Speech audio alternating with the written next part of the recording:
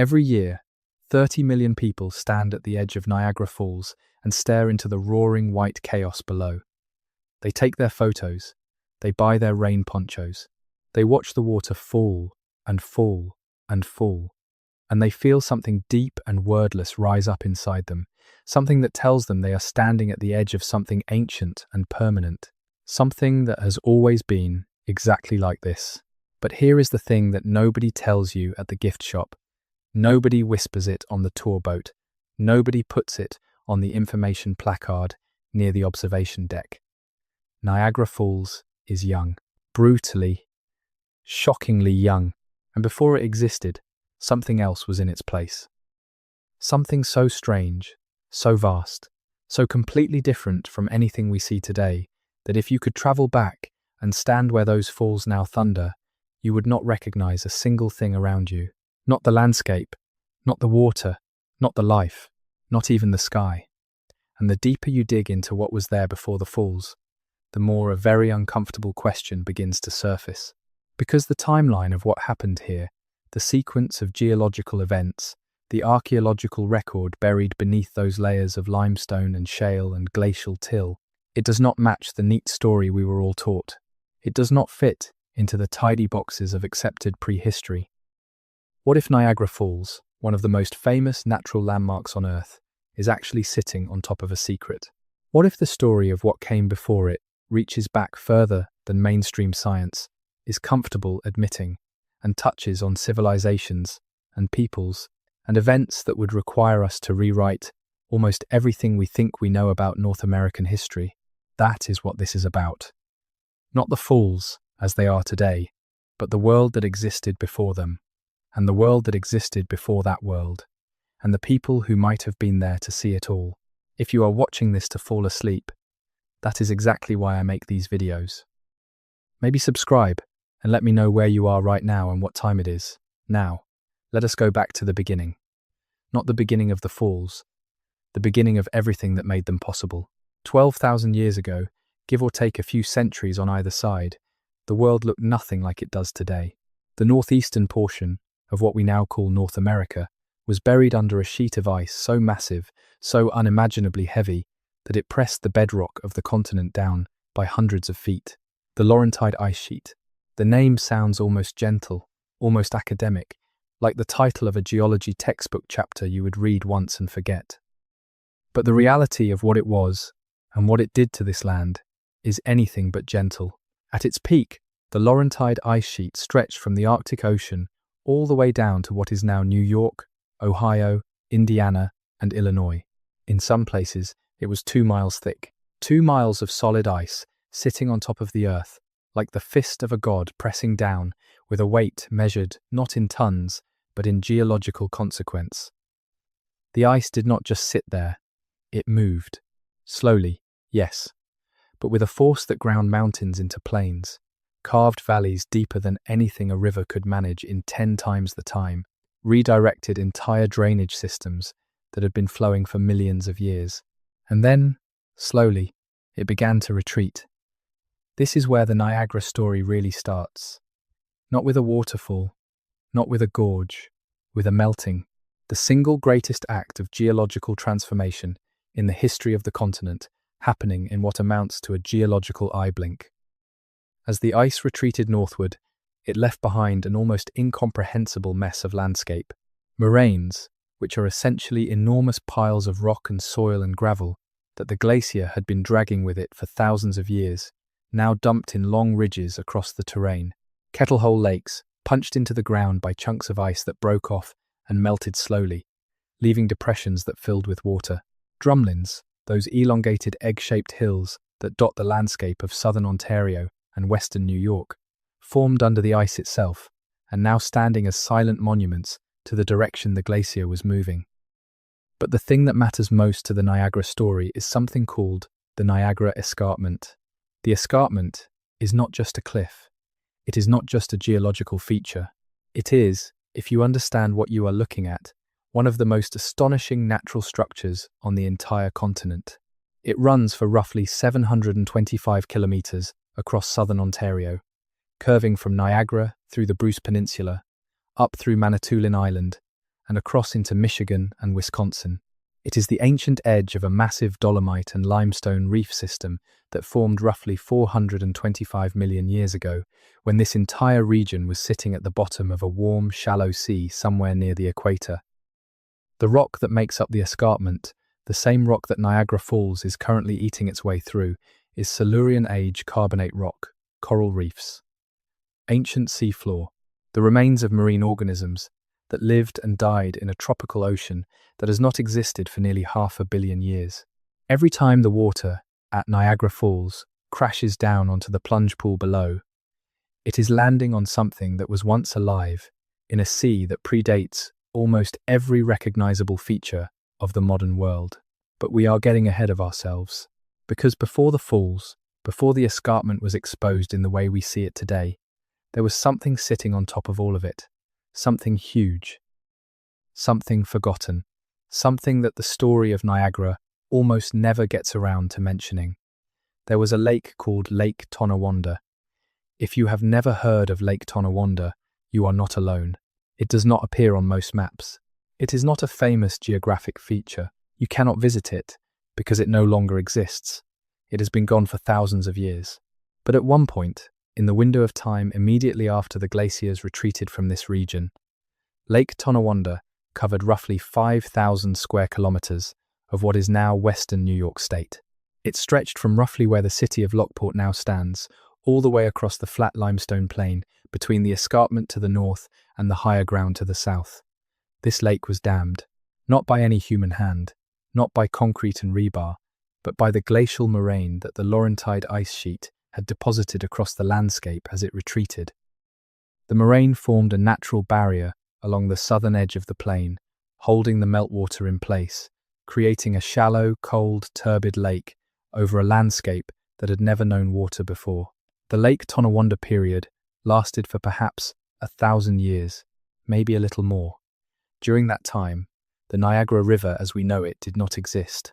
The water draining from Lake Erie into what would eventually become Lake Ontario had to find other paths, and it did, spilling over the escarpment at multiple points, creating not one waterfall, but several, spread across a wide front where the escarpment face dropped away into the lowland. Some geologists believe there were as many as 5 or 6 separate falls along this stretch during the Lake Tonawanda period, none of them as concentrated or as powerful as the single Niagara Falls that eventually developed. The water was spread thin, diffuse, less violent. The landscape would have looked not like the dramatic single cataract we know today, but more like a series of cascades stepping down a limestone staircase across a wide wooded plain. And then Lake Tonawanda drained. The moraine barrier that had held it in place was gradually cut through by the overflow, the water finding a lower path, draining the great shallow lake away in what must have been, by geological standards, a relatively rapid event. As the lake level dropped, the water flowing over the escarpment concentrated into fewer and fewer points. Eventually, most of the flow was funneled through the developing Niagara River corridor, and the single Great Falls began to take shape. But here is what is interesting about that transition. Here is what the standard geology lesson rarely takes the time to examine. As Lake Tonawanda was draining, as the landscape was shifting, and the waterways were reorganizing themselves, what was happening on the ground? Who, if anyone, was watching? Because the accepted timeline says the glaciers had retreated from this region roughly 12 to 13,000 years ago, and the accepted timeline of human arrival in North America says people were here at approximately that time as well. The Clovis people, the pre-Clovis peoples, whose existence is now well documented, but still debated in terms of just how early they arrived. People who crossed from Asia, or came by boat along the Pacific coast, or arrived through pathways we have not yet fully mapped. The question of whether anyone was present to watch the formation of what we now call Niagara Falls is not a question that gets asked much in popular accounts of the falls.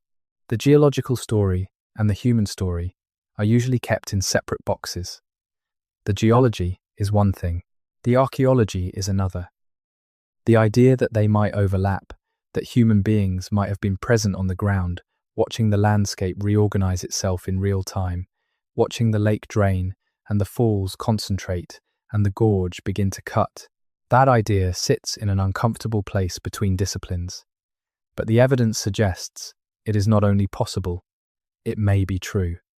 And if it is true, then what did those people see? What did they understand about what was happening around them? What did they make of a world that was literally reshaping itself?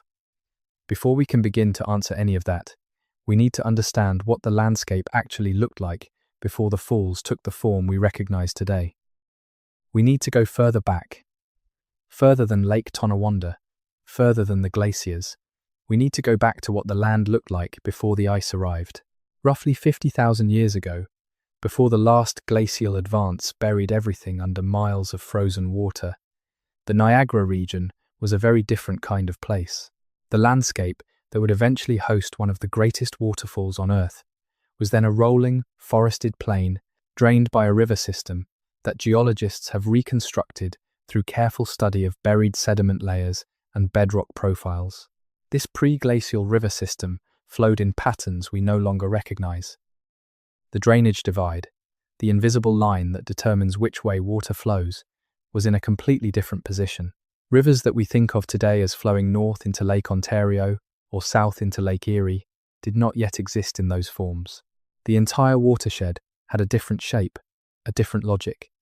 There is a buried valley beneath the modern Niagara region that has been detected through drilling and seismic surveys. Geologists call it the Eragon River System. It was an ancient river that predated the Great Lakes entirely, flowing in a general westward direction, cutting through the bedrock that would later become the lake bed of Lake Erie. This river was old, genuinely old. It had been carving its valley for millions of years before the ice arrived and buried it completely. When you stand on the observation deck at Niagara Falls today, you are standing roughly on top of the ghost of that ancient river system. The bedrock beneath your feet holds the memory of water that flowed there long before the falls existed, long before the Great Lakes existed, long before humans set foot on this continent. There is something haunting about that. The landscape carries its history in layers that we cannot see, but that shape everything we can. The way the bedrock is oriented, the way the escarpment angle relates to the direction of old drainage, the reason the falls eat their way southward rather than in some other direction. It is all written in layers, laid down millions of years apart, each one influencing the next in ways that echo forward through geological time. The Silurian limestone and dolomite at the cap of the escarpment, roughly 425 million years old. The Devonian shale beneath it, somewhat younger, at around 360 to 380 million years old, softer and more easily eroded by the constant spray and mist of the falling water. The older Ordovician limestone at the very base, roughly 450 million years old, the foundation of everything. 3 different ages of rock, each deposited in a different ancient sea, each with a different composition and resistance, and the interaction between them is what creates the falls in the first place. The hard cap rock protects the softer shale beneath it, but only for so long. The mist and spray from the falling water work on the shale constantly, undermining the cap, causing it to crack and eventually collapse. And when the cap rock collapses, the falls move. They retreat southward toward Lake Erie, yard by yard, century by century, cutting the gorge that we see behind them today. This process of retreat is measurable. Over the last few centuries, since Europeans arrived and began making careful observations, the Horseshoe Falls, on the Canadian side, have retreated at a rate that has been estimated at anywhere from 1 meter to several meters per year, though the rate has slowed dramatically since large amounts of water were diverted for hydroelectric generation in the 20th century. Before that diversion, the rate was higher, but here is where the math starts to do something interesting. If you project that retreat rate backward, accounting for variations in water volume and the changing hardness of different rock layers, you get an estimate for how long the falls have been eating their way upstream from the escarpment face where they originally began. Most geological estimates put the beginning of the gorge at somewhere between 12,000 and 13,000 years ago, consistent with the retreat of the glaciers. Most estimates, not all, and the ones that deviate from that range, the ones that suggest the timeline might be more complicated Those are the ones that deserve a much closer look.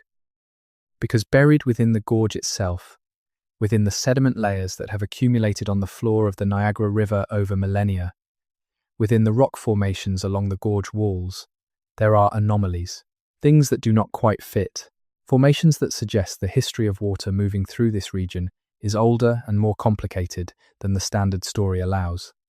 There is a feature called the St. David's Buried Gorge. It is not widely discussed outside of specialist geology papers, and even within those papers, it tends to be treated as a curiosity rather than a central mystery.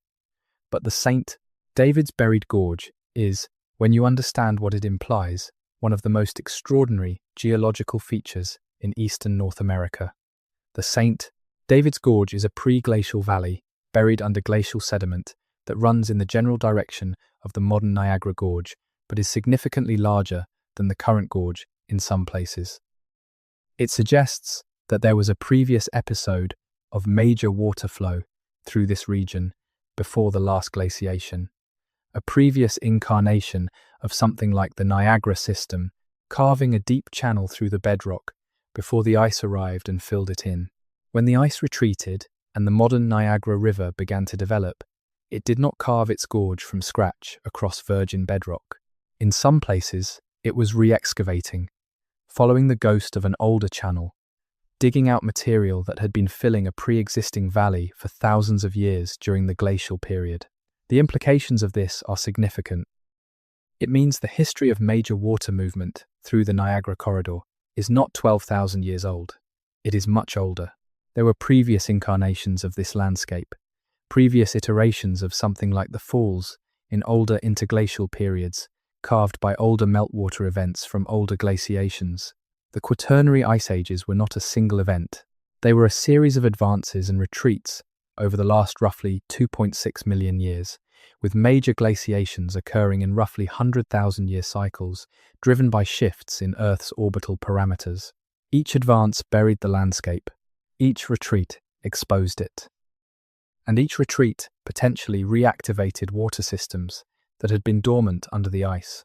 The Niagara corridor may have hosted waterfall systems not just once, but multiple times over geological history, each one slightly different in position and character, depending on exactly where the ice margins stood, which valleys had been re-excavated, which drainage routes were available. This changes the way you think about the landscape. It is not a static thing that formed once and has been slowly wearing away since. It is a cyclically active system that has been resetting and reforming in rough versions of itself for millions of years, each cycle leaving a partial record in the rock, each cycle slightly erasing the record of the one before. And somewhere in that long cycle of formation and destruction, human beings arrived. The question of when humans first arrived in North America is one of the most contentious in all of archaeology. The old consensus, the one that dominated textbooks for most of the 20th century, held that people crossed the Bering Land Bridge and moved south through an ice-free corridor between the Laurentide and Cordilleran ice sheets roughly 13,000 years ago. The Clovis people, named for a site in New Mexico where distinctive fluted spear points were first identified in the 1930s. The Clovis first model was defended vigorously for decades, and not always in good faith. Sites that suggested earlier human presence in the Americas were challenged, dismissed, or in some cases, treated with open hostility by the archaeological establishment. The reasons for this are complex and say something uncomfortable about how science works when disciplinary orthodoxy gets entangled with cultural and political assumptions. But the pre-Clovis evidence has accumulated to the point where it is no longer possible to dismiss.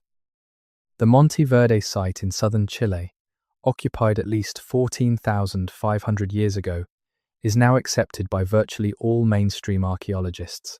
The Meadowcroft rock shelter in Pennsylvania, with its disputed but carefully documented evidence for occupation as far back as 16,000 years ago, remains contested but credible. The Bluefish Caves in the Yukon, with bone artifacts that may date to 24,000 years ago, and more recently, the White Sands footprints in New Mexico, human footprints preserved in ancient lake sediment, dated by multiple independent methods to between 21,000 and 23,000 years ago. Footprints made by people walking across a landscape that was, at that time, covered in grassland surrounding a shallow lake. People walking in North America during what was supposed to be the height of the last glacial maximum, when the ice sheets were at their largest extent, and the land bridge theory says no one could have gotten through. The White Sands discovery alone requires a fundamental reconsideration of the human timeline in North America. And if people were present in the interior of the continent 22,000 years ago, long before the ice retreated from the Great Lakes region, then the question of who was present on the proto-Niagara landscape as the ice pulled back is not just a theoretical one. People were here. We just do not know exactly who they were, how many there were, where they came from, or what happened to them. And the record they left on the landscape, if they left any at all, would have been almost entirely erased by the same glacial and hydrological forces that shaped the landscape itself. Because here is the brutal reality of preserving ancient human evidence near a place like Niagara. The forces that created the falls and the gorge are the same forces that destroy any record of early human presence. The gorge has been actively eroding for thousands of years. Anything deposited near the original fall's face, as the gorge began to form, would have been carried away downstream, ground to particles, redistributed across lake and river bottoms. Anything left on the lake plain, on the terraces above the gorge, would have been subject to the steady erosion of wind and rain and the natural processes of soil formation. The landscape here does not preserve old things, it eats them. And yet there are clues, there are always clues. The landscape does not stay silent if you know how to listen. In the layers of sediment that have been cored from the bottom of Lake Ontario, from the bed of the Niagara River, from the bog deposits that have accumulated in kettle-hole lakes across the Niagara Peninsula, there are pollen records. Ancient pollen, preserved in the anaerobic conditions of lake mud and bog peat. That tells us what kind of vegetation was growing at different times. And the pollen record tells a story about what the landscape looked like as the ice retreated and the water reorganized itself. 12,000 years ago, immediately after the ice retreated, the landscape was what ecologists call a periglacial environment. Cold, windswept, treeless.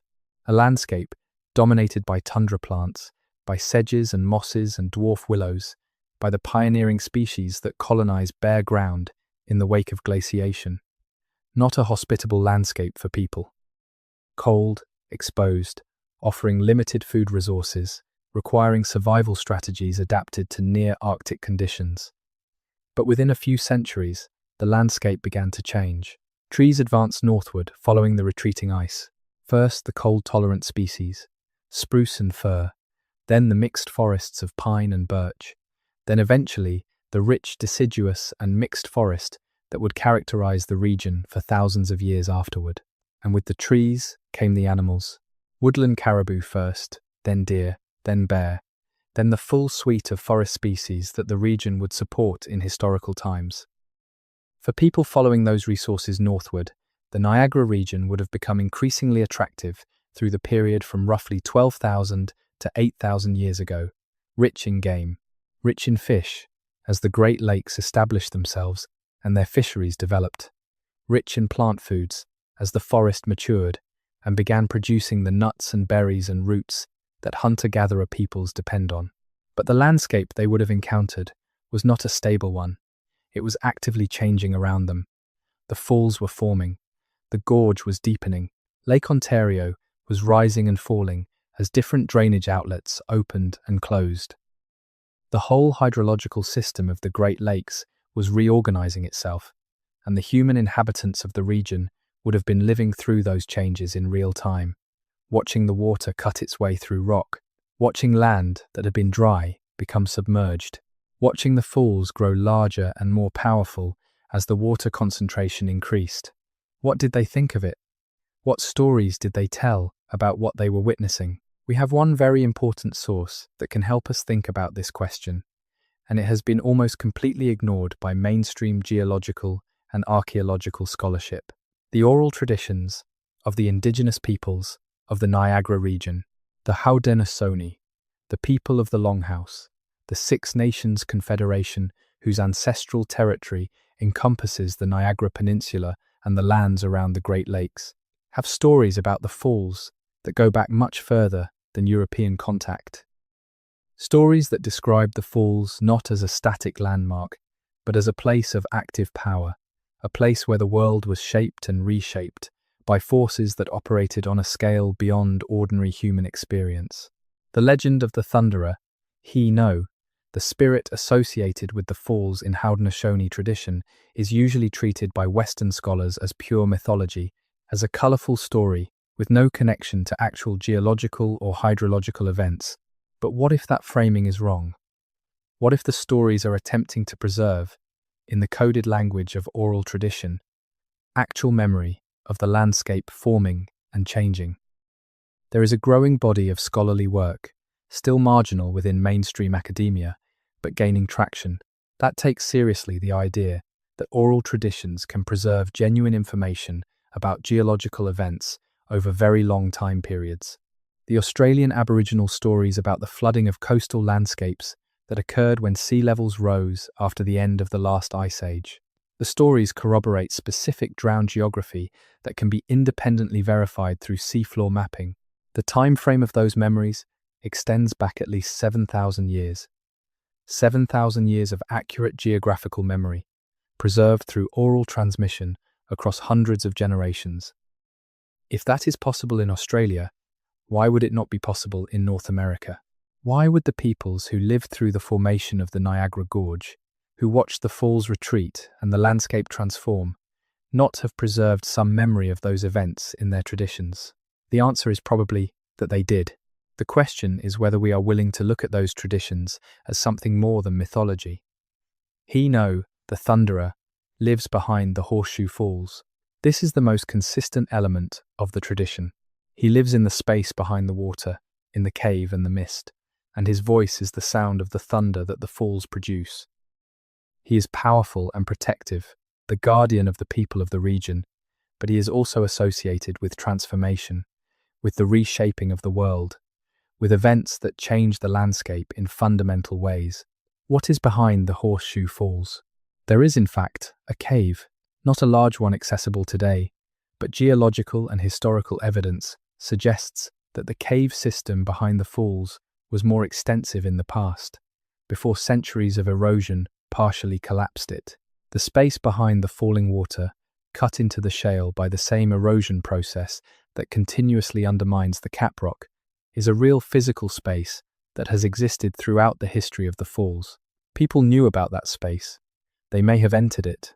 The tradition of He-No, living behind the falls, is not obviously allegorical. It describes a real geographic feature, the space behind the water, and assigns it significance in terms that are consistent with the actual power of the place. When the tradition says He-No helped reshape the land, helped defeat forces that threatened the people, helped establish the conditions under which life could flourish in the region, there may be embedded within that narrative an actual memory of the landscape change. The defeat of some threatening force could encode the memory of a geological event. The reshaping of the land could encode the memory of the falls forming, or of the gorge deepening, or of the lake levels changing. Not as precise historical record, but as emotional and metaphorical truth about what the landscape has done and what it means. We will return to these traditions later. Because there is more in them than just the story of He-No, and some of what is encoded there points toward aspects of the pre-falls landscape that have barely been examined by conventional scholarship.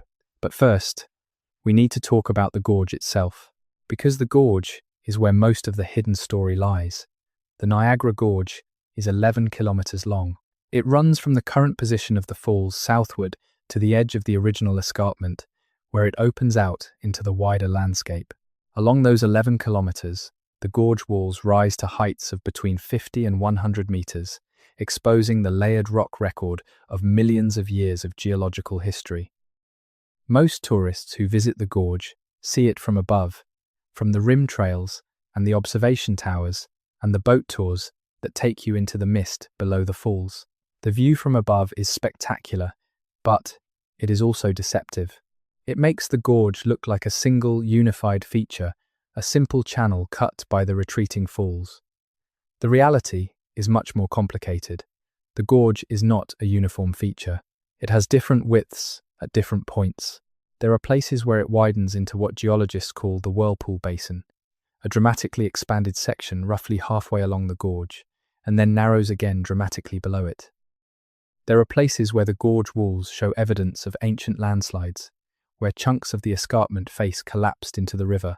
There are places where the bedrock profile shows features that do not fit cleanly into the standard model of progressive upstream erosion. The whirlpool is the most dramatic of these anomalies. At the point where the St. David's buried gorge intersects with the modern gorge, the river does something strange. It turns, enters a dramatically wider basin, circles in a powerful natural whirlpool, and then exits through a narrower channel at a right angle to its direction of entry. The physics of this arrangement create the whirlpool itself, a constantly circling mass of water that has been observed for as long as Europeans have been recording descriptions of the region. But the whirlpool is not just a hydraulic curiosity.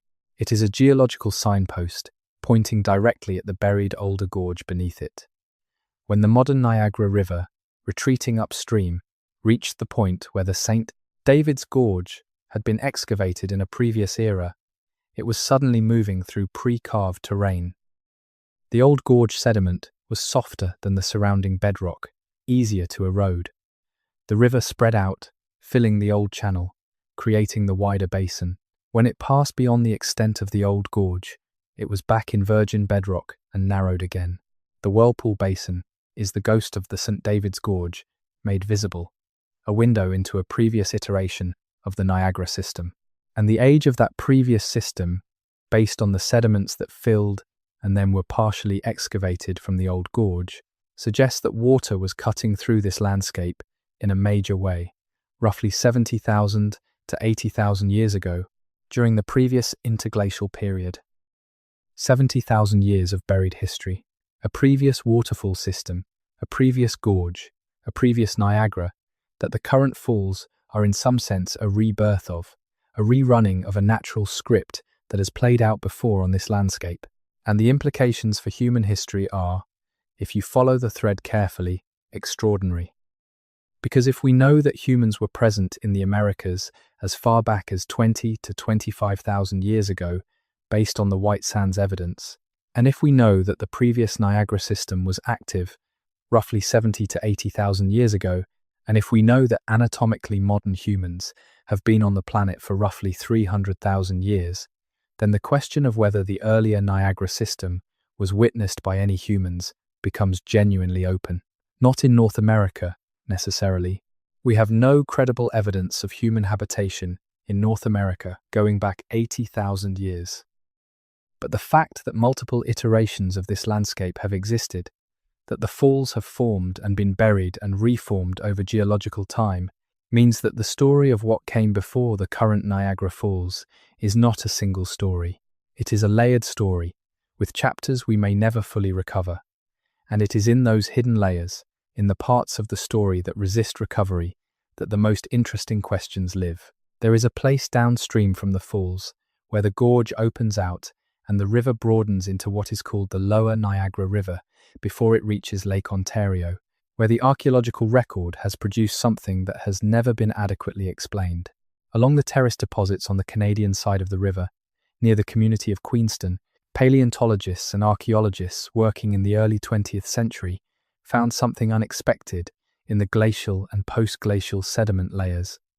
Bone, ancient bone, not from any species currently living in the region. The remains of animals that are now extinct, mastodons. The American mastodon, a relative of the modern elephant, went extinct in North America roughly 10,000 to 12,000 years ago, at roughly the same time as the megafaunal extinctions that swept the continent at the end of the Pleistocene. Mastodon remains have been found at numerous sites across Ontario and New York State, often in peat bog deposits or lake sediments from this period. The Queenston finds were not unusual in themselves. What was unusual was the context. Some of the bone fragments showed evidence of modification that is consistent with butchering, cut marks made by stone tools. The angle, the distribution, the location on the bone relative to where maximum meat yield would be obtained. These are consistent with human processing. The site was never fully excavated. The work done in the early 20th century was not conducted by modern archaeological standards. The bones have since been lost or dispersed through various museum collections. The documentation is incomplete, and this is, unfortunately, a common pattern in the archaeology of the Niagara region. Sites found, partially investigated, and then lost to development or negligence before a complete picture could be assembled. But the possibility that those Queenston bones represent evidence of human hunters processing mastodon carcasses near the early Niagara River, at a time when the falls were in an early stage of development, is consistent with the broader picture of post-glacial human activity in the Great Lakes region. The Paleo-Indian peoples who inhabited the Great Lakes region in the period from roughly 12,000 to 8,000 years ago were hunters of the megafauna. The archaeological record from sites across the region, from places like the Park Hill site in Ontario and numerous sites in Michigan, Ohio, and New York, shows people using distinctive fluted points to hunt mastodon, caribou, and other large animals. These were highly mobile people. They covered vast distances following game, and they knew the landscape intimately. They would have known the Niagara River. They would have visited the falls. They would have camped on the terrace deposits above the gorge and looked down into the churning water below. What did they think when they looked at the gorge? When they saw the hard cap rock overhanging the softer shale, saw the constant undermining process, saw chunks of limestone periodically collapse into the plunge pool, did they understand that the falls were moving? Did they have a concept for what was happening? We tend to assume that pre-scientific peoples were mystified by geological processes, that they explained them exclusively through supernatural frameworks, because they lacked the conceptual tools to understand natural causation. But this assumption is almost certainly wrong. People who live close to the land, who spend their entire lives observing natural processes, develop empirical understanding of those processes through careful attention and accumulated experience. A person who spent their life camping near the falls, who observed the gorge year after year, who saw a section of the rim collapse and the waterline move slightly south, who talked to elders, who described where the falls had been in their childhood, would have understood that the falls moved. They might not have called it erosion or used any vocabulary we would recognize, but they would have had a functional understanding of the process. And that understanding would have been preserved and transmitted. It would have been part of the knowledge base that was passed from generation to generation, encoded in observation and story, added to and refined as new evidence accumulated over centuries. This is not speculation about ancient mysticism or lost science. It is simply what happens when attentive, intelligent people live in close relationship with a dynamic landscape over long periods of time. The knowledge that existed about this landscape before European contact was deep and sophisticated. It encompassed geology, hydrology, ecology, meteorology, and all of the integrated relationships between them. And very little of it was ever recorded in ways that European scholars recognized as knowledge. This is one of the great losses of colonial history. Not just the loss of specific facts, though that is real and significant, but the loss of entire ways of knowing, entire frameworks for understanding the natural world that had been developed and refined over thousands of years of direct engagement with specific landscapes. The Niagara landscape, with its extraordinary dynamic quality, with its visible and ongoing geological transformation, would have been a particularly rich subject for that kind of knowing. And the peoples who lived here accumulated, over thousands of years, a detailed and intimate understanding of what it was doing and what it meant. What we have access to now are fragments of oral tradition, fragments of archaeological material, fragments of geological inference. And from those fragments, we have to reconstruct, imperfectly and incompletely, a picture of what this place was before it became the landmark we know today. Let us take stock of where we are. We have established that Niagara Falls is young in geological terms, forming roughly 12,000 years ago as the last ice sheets retreated and the Great Lakes drainage system organized itself. We have established that before the falls, there was a shallow, post-glacial lake called Lake Tonawanda, covering the limestone plain above the escarpment, and that the falls themselves began as multiple smaller cascades before concentrating into the single, dramatic cataract we know today. We have established that beneath the modern gorge lies the ghost of an older gorge, the St. David's Buried Gorge, cut in a previous interglacial period, roughly 70,000 years ago, suggesting that the Niagara system has cycled through multiple iterations over geological time, and we have established that humans were present in the region from the earliest post-glacial period, potentially watching the landscape transform in real time, and that the oral traditions of the indigenous peoples of the region preserve encoded memory of at least some of those transformations. Now let us go deeper.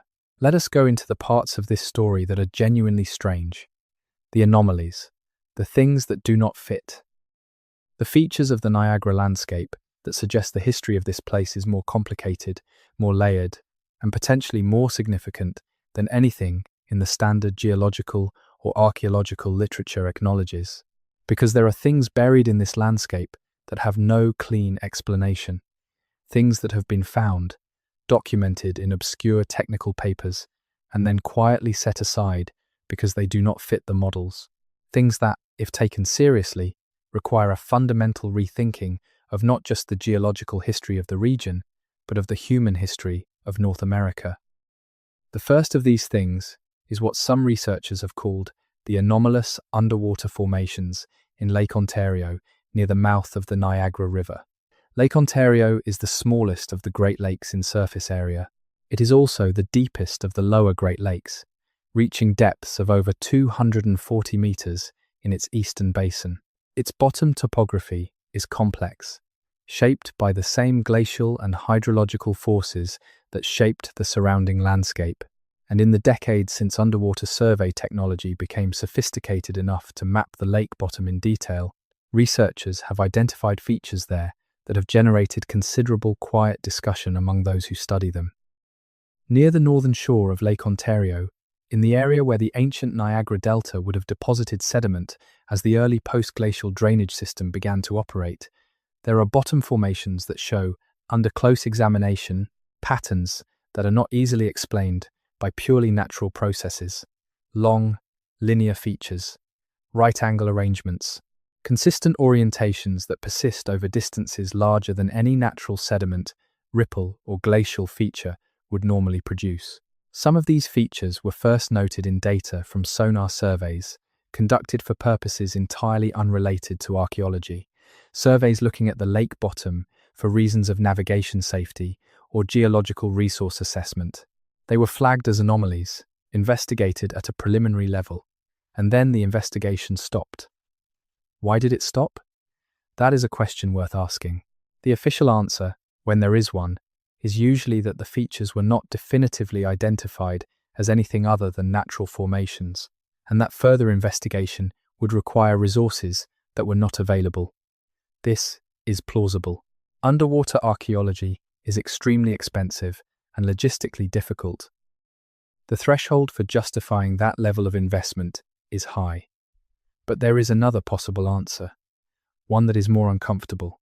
The features, if they are artificial, if they represent the remains of structures built on dry land before the lake level rose to cover them, would imply a level of organized human activity in the Great Lakes region, at a time that does not fit the standard timeline of North American prehistory.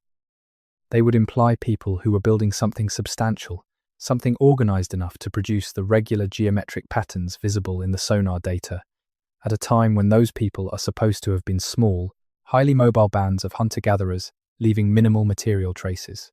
The timing of when the mouth of the Niagara and the northern shore of Lake Ontario was dry land is constrained by the geological history of Lake Ontario itself.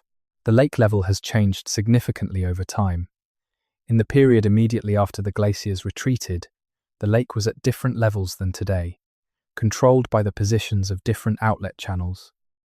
There was a period roughly 10,000 to 11,000 years ago when large areas of the current lake bottom along the northern shore were dry land or very shallow water. People were present in the region during that period. We know this. The Paleo-Indian archaeological record is clear on this point, and people near water tend to build their most important settlements near water, at the most productive fishing spots, at the places where resources are most concentrated.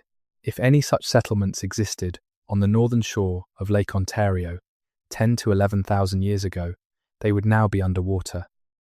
Under roughly 10 to 20 meters of water in some areas, more in others, depending on exactly where they were located relative to the old shoreline. This is not speculative. This is a simple consequence of well-documented lake-level history. The question is not whether there might be submerged sites in Lake Ontario. The question is whether anyone is looking for them, and whether anyone would be willing to deal with what they might find. The answer, so far, appears to be no. The reluctance to seriously investigate the submerged archaeology of the Great Lakes is one of the more frustrating aspects of the current state of North American prehistory research. The technology exists. The logical reasoning is sound. The precedent exists in other parts of the world where submerged prehistoric sites have been found and studied. The continental shelf of the North Sea, which was dry land during the last ice age, has produced abundant evidence of Mesolithic habitation now sitting on the seafloor. Sites off the coast of Florida, off the coast of the Yucatan, off the coast of India, have all produced evidence of structures predating the sea level rise that covered them. The Great Lakes are not ocean. The sea level argument does not apply directly, but the principle is the same. Water levels change. Land that is dry at one time becomes submerged at another. People live on dry land near water. Therefore, we should expect to find evidence of ancient habitation in places that are now underwater. The Niagara region, with its dramatic and well-documented history of lake-level changes, is one of the best places on the continent to look for exactly this kind of submerged record. And the fact that serious, well-funded investigation has not been directed at this question is, to put it gently, puzzling. We will come back to the underwater formations and the question of what might lie beneath the modern lake. But first, there is another anomaly that demands attention. An anomaly not in the water, but in the rock itself. The Niagara Escarpment, that ancient reef system running for hundreds of kilometers across the Great Lakes region, has been studied in considerable detail by geologists mapping its stratigraphy and petrology. And within that rock record, there are features that have generated quiet but persistent debate within the specialist community. There are certain formations along the escarpment face, in the Silurian dolomite layers, that show patterns of modification that do not fit neatly into the categories of natural geological processes. Not everywhere along the escarpment, not in obvious or dramatic ways, but in specific locations where the face of the escarpment was accessible at ground level and where the rock is of particularly high quality for tool-making or construction purposes, there are features that look, to observers who are willing to say so, like quarrying, not modern quarrying. The region has been quarried extensively for construction stone since the early 19th century, and those operations are well documented. What some researchers have claimed to see are older features that predate the historic quarrying and that show a different technique, a different level of precision in the extraction of stone. The key word here is claimed. This is not documented in the mainstream archaeological literature. It appears in the grey literature, in privately published reports, in the work of independent researchers who operate outside the institutional framework of mainstream archaeology, and therefore cannot get their findings peer-reviewed in the conventional way. This does not automatically mean they are wrong. It means their claims have not been subjected to the scrutiny that would either confirm or definitively refute them. What would it mean if some of those escarpment features are genuine evidence of ancient quarrying? It would mean that people were working systematically with the high-quality dolomite of the Niagara Escarpment at some point in the distant past. It would mean they had the organization and the technical knowledge to extract and presumably use large quantities of high-quality stone. And it would mean that whatever they built from that stone is not visible on the surface of the landscape today. Where would it be? Buried under millennia of soil accumulation, carried away and used elsewhere in structures that are themselves now buried, submerged beneath the waters of Lake Ontario, or simply so eroded by time and weather that no recognizable trace remains. Any or all of those outcomes are consistent with the long and turbulent geological history of the region. The same forces that built and rebuilt the Niagara landscape over thousands of years have been equally busy erasing the surface record of anything that happened there. But there is one more place to look, one more set of clues that points toward the hidden history of this landscape, and these clues are not geological. They are textual. Before European colonization of North America, the indigenous peoples of the Great Lakes region had developed complex and sophisticated traditions of recording knowledge. These traditions were primarily oral, but they were also embedded in material culture, in wampum belts, in carved wooden objects, in the architecture of longhouses and ceremonial structures, in the layout of settlements, and the positioning of sacred sites relative to the landscape. The wampum tradition of the Haudenosaunee is particularly relevant here.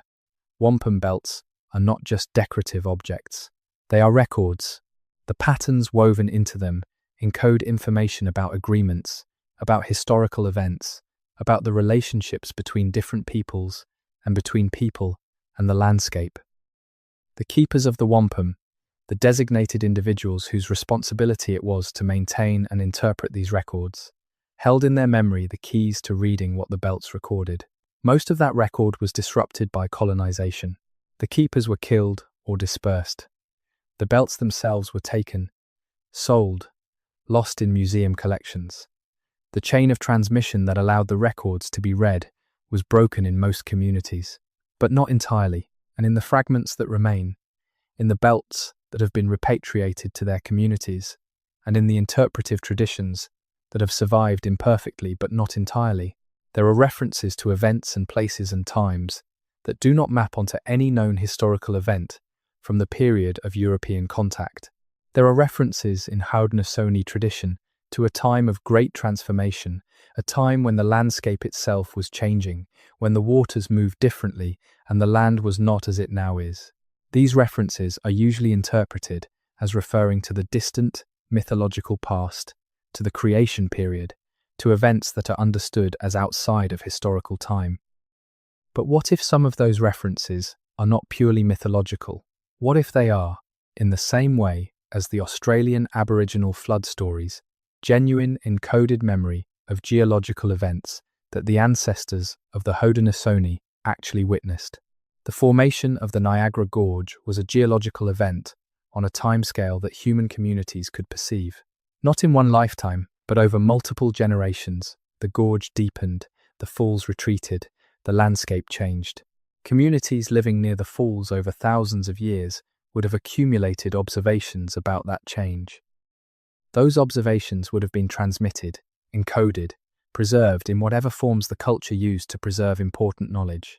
The traditions that speak of a time when the landscape was transformed, when the waters reorganized themselves, when the relationship between the sky and the earth and the water changed fundamentally, these may be, at least in part, genuine memory of the post-glacial reorganization of the Great Lakes drainage system, memory of watching a waterfall form, memory of watching a gorge deepen, memory of watching the land that had been submerged under the glacier slowly become habitable and then progressively richer as the forest advanced and the game returned.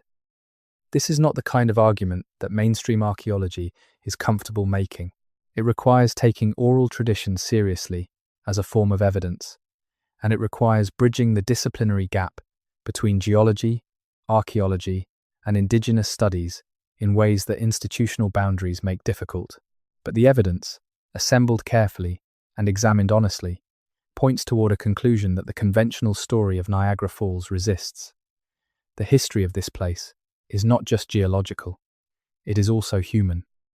And the human history reaches back much further than the arrival of Europeans, much further than the conventional archaeological timeline suggests, into a period when the landscape itself was so dramatically different that the people who lived through it would have had no way of imagining what it would eventually become. What they would have known was what they could see. the water, the stone, the gorge deepening year by year, the mist rising from below, the thunder that never stopped, and the knowledge they accumulated about all of it, the patient, attentive, generation by generation accumulation of observation and interpretation about a landscape in constant transformation. That knowledge did not simply vanish when the European observers arrived and declared that the history of this place began with them. It went underground, into the traditions, the stories, the wampum records, the land itself, and it waits there still, for people who are willing to look for it with the same patience and attention that its original keepers brought to the landscape. We are still only partway into this story. We have covered the geology of the pre-Falls landscape, the Lake Tonawanda period, the formation of the gorge, the St. David's Buried Gorge, and what it implies about older iterations of the Niagara system. We have touched on the evidence for early human presence in the region and on the possibility that oral traditions preserve genuine memory of geological events, but there is more. There are the specific archaeological sites that have been found and then lost or ignored. There is the extraordinary question of what the escarpment itself might have meant to the peoples who lived along its length, and what features they might have built into and around it. There is the question of the Niagara River's relationship to ancient trade networks that stretched across North America and connected peoples who are usually imagined as isolated from each other. And there is the question that sits at the heart of everything we have been building toward. The question of what was here before the Paleo-Indian hunters, before the Clovis people, in the long period that conventional scholarship insists was empty of human presence in this part of the continent, but that the evidence is increasingly suggesting was not empty at all. We will go there, but first, let us pause on the geography of the escarpment itself, because it is more than a geological feature. It is a corridor, a pathway, a spine running through the landscape that connects water to water and people to people across a vast distance. The Niagara Escarpment, as we have noted, runs for 725 kilometers from the Niagara River across southern Ontario to Tobermory at the tip of the Bruce Peninsula, then continues through Manitoulin Island and the islands of Georgian Bay before picking up again in Michigan and Wisconsin. Along its entire length, it marks a consistent transition in the landscape, high ground to the north and west, where the top of the ancient reef system forms a plateau, lower ground to the south and east, where the older rock has been exposed and the terrain is flatter. For people moving through the landscape, the escarpment is both a barrier and a guide. It is a barrier because the cliff face, in places reaching heights of 100 meters, is difficult to cross except at specific points where valleys cut through it or where ancient stream courses have created natural ramps. But it is a guide because following the escarpment face leads you reliably from one place to another, connects water sources that are otherwise hard to find, and provides the kind of high ground that gives you perspective on the surrounding landscape. The known archaeological sites along the escarpment tell a story of human use that extends back through the entire post-glacial period: Paleo-Indian sites, Archaic period sites, woodland period sites, each period leaving its characteristic tools and features in the archaeological record, each one adding another layer to the human story of this landscape. But there is an interesting pattern in the distribution of those sites that has not been fully explained. Sites are concentrated at specific points along the escarpment, at the places where valleys cut through the cliff and provide natural crossing points. At several of these crossing points, the sites are not just camps or temporary stops. They are places of repeated use over very long periods, places where the evidence spans multiple archaeological periods, where layer after layer of occupation deposits have accumulated over thousands of years. These are not random camping spots. These are what anthropologists call aggregation sites. Places where people came together repeatedly from different directions for purposes that went beyond simple survival. Trade, ceremony, decision-making, marriage negotiation, knowledge exchange. The crossing points of the Niagara Escarpment were, throughout the post-glacial period, the nodes of a network, and the most dramatic and powerful of those nodes, the one that commanded the most attention and resources and ritual significance, was almost certainly the point where the escarpment produced the greatest natural spectacle on the entire corridor: Niagara Falls. It is worth sitting with this for a moment. The falls are not just a waterfall. They are the most dramatic expression of the most distinctive geological feature in the entire Great Lakes region. They are audible from miles away. They are visible in their mist column from even further. They are a landmark in the most literal sense. A mark on the land that orients you, tells you where you are, connects you to a network of significance that extends far beyond the visual horizon. For the peoples who lived along the escarpment and in the surrounding landscapes, the falls would have been a place of profound power. Not because they did not understand what a waterfall was, but because they understood it so well that they knew there was nothing else like it on Earth, at least within the world they could reach. And that uniqueness would have been weighted with significance, would have been encoded in ceremony and story and the physical positioning of important places relative to the falls. We know this not just from inference. We know it from the material record. The approaches to the falls, from both sides of the river, show evidence of dense, repeated occupation going back thousands of years. The area is archaeologically rich in ways that are not fully proportional to its ecological productivity alone. It is not just a good place to fish or to hunt or to gather plant foods, though it is all of those things. It is a place where people came specifically to be there, to do things that needed to be done at that particular place. What things? The archaeology does not give us full detail, but it gives us clues. Ceremonial deposits. Objects placed not in contexts of habitation or trash disposal, but in deliberate ritual arrangement. Items that came from far away, that cannot be explained by local trade alone, but imply connections to peoples living hundreds of kilometers distant. The obsidian that came from sources in the Rocky Mountains. The copper that came from the Lake Superior deposits. The shells that came from the Gulf of Mexico or the Atlantic coast. These materials move through the landscape along networks of exchange that are more sophisticated and extensive than most popular accounts of North American prehistory acknowledge. The Paleo-Indian peoples, the archaic peoples, the woodland peoples of the Great Lakes region were not isolated communities bumbling along in ignorance of the wider world. They were nodes in a continental web of connection, participants in networks of exchange that moved ideas and materials and people across thousands of kilometers. And Niagara Falls was a node in that web of particular significance, a place that drew people from distant places because of what it was and what happened there, a place where the exchange of materials and ideas and ceremonies was concentrated and intensified by the power of the location itself. The falls were a meeting place, a market, a temple, all of those things at once, because in pre-state societies, those categories are not as separate as we tend to imagine. The sacred and the practical interpenetrate each other in ways that modern secular frameworks find difficult to accommodate. But even granting all of that, even granting the full richness of the human history that accumulated at this remarkable location over the thousands of years of the post-glacial period, we are still not at the most interesting part of the story. We are still operating within the frame of the accepted timeline, within the world of Paleo-Indian hunters and archaic foragers and woodland farmers, within the period that conventional scholarship is reasonably comfortable with, even if it underestimates the sophistication and interconnection of the peoples involved. The more interesting question lies below all of that.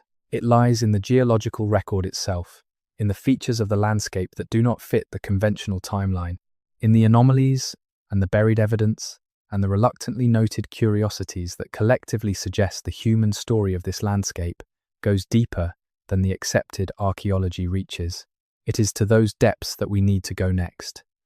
Let us talk about copper, because copper is where the story of pre-Columbian North America gets genuinely strange, and the connection between copper and the Niagara region is one of the most underexplored threads in the archaeology of the continent. Lake Superior sits roughly 500 kilometers northwest of Niagara Falls. In the rock formations around the lake, particularly on the Keweenaw Peninsula, in what is now northern Michigan, and on Isle Royale, there exist deposits of native copper of a type and quality found almost nowhere else on Earth. Not copper ore requiring smelting, native copper, pure metallic copper occurring naturally in the rock, in quantities ranging from small nuggets to masses weighing thousands of kilograms. Human beings have been mining this copper for approximately 7,000 years. The evidence for this is not subtle.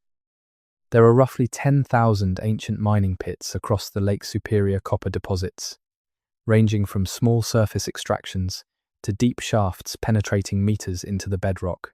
The mining tools left behind, stone hammers of enormous size, wooden wedges, bone scoops, charred wood from fire setting used to fracture the rock, all point to a sustained and organized mining operation of remarkable scale. The Old Copper Complex, as archaeologists call it, is one of the earliest and most sophisticated metalworking traditions in the world. The people who worked the Lake Superior copper were producing finished metal objects of extraordinary quality: knives, spear points, awls, fish hooks, and adornments that show sophisticated understanding of how to work the metal through cold hammering and annealing.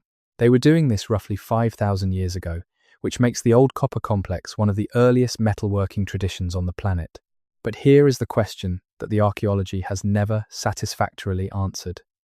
Where did all that copper go?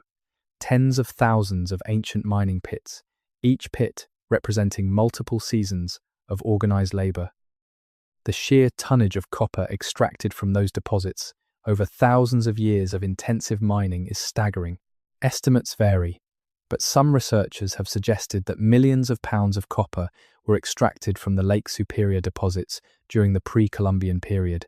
The copper objects that have been found in the archaeological record of North America account for only a small fraction of what the mining evidence suggests was removed. Copper objects have been found across a huge geographic area, from the Great Lakes region down the Mississippi River Valley, east along the Atlantic coast, west across the plains. But the total quantity represented by those finds does not come close to explaining where all the mined copper went. This gap between the mining evidence and the material evidence is one of the most puzzling aspects of North American prehistory, and it has generated one of the more controversial hypotheses in alternative archaeology, that a significant portion of the Lake Superior copper was exported, traded in quantities that dwarf what can be accounted for by internal North American exchange networks. Exported where? This is where the hypothesis becomes genuinely heterodox. Some researchers have argued that the copper was traded across the Atlantic, yes, Bronze Age Mediterranean civilizations, which were experiencing severe shortages of copper ore around 5,000 to 3,000 years ago, were obtaining metal from North American sources via transatlantic contact. The evidence offered for this hypothesis includes the near-simultaneous appearance of the Bronze Age in Europe at roughly the same time as the peak of copper extraction at Lake Superior, chemical analyses of some European Bronze Age copper objects showing isotopic signatures consistent with North American sources rather than known European deposits, and a scattering of apparent anomalies in the archaeological record suggesting contact between Old World and New World populations during the Bronze Age. The hypothesis is not accepted by mainstream archaeology. The counter-arguments are substantial. The Atlantic would have been a formidable barrier even to experienced seafarers of the Bronze Age. The chemical analyses are disputed, and the apparent anomalies in the material record have alternative explanations. But the central problem remains unsolved, regardless of the transatlantic hypothesis. Where did the copper go? The mining evidence at Lake Superior is unambiguous. Millions of pounds of copper were extracted over thousands of years. The North American archaeological record does not account for it, and the Niagara region sits almost exactly on the route that copper moving from Lake Superior toward the Atlantic coast would have taken.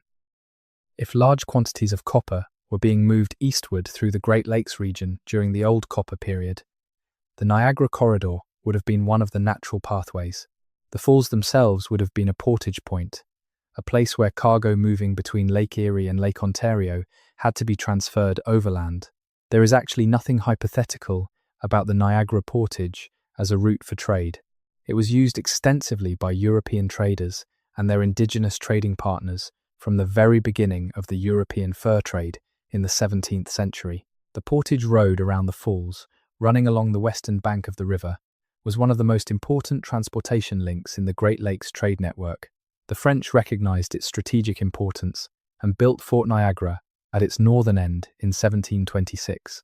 Control of the Niagara portage meant control of the entire trade between the upper and lower Great Lakes. But the use of this portage did not begin with European contact. It began much earlier. The indigenous peoples of the region had been using the portage route for centuries, probably for millennia, before any European arrived. The ecological and geographical logic that made it a critical trade junction in the 17th century made it equally critical in the centuries before, and if the portage was being used to move goods in pre-Columbian times, as the archaeological record of trade materials at sites around the falls strongly suggests, then the falls themselves would have been not just a natural landmark, but an economic and logistical hub of the first importance. A place where goods from the upper lakes met goods from the eastern seaboard. A place where networks connected and knowledge was exchanged. A place that was, in its own terms, cosmopolitan. The archaeology of the Niagara region has not been pursued with the intensity that this significance might suggest. The area has been heavily developed since European colonization. The cities of Niagara Falls and Niagara-on-the-Lake on the Canadian side, and Niagara Falls and Lewiston and Youngstown on the American side, have been built over much of the most archaeologically sensitive ground. Development has destroyed sites before they could be properly investigated. What remains accessible is a fraction of what once existed. But what remains has produced enough evidence to suggest that the standard picture of Niagara as primarily a natural spectacle with modest human history is dramatically incomplete.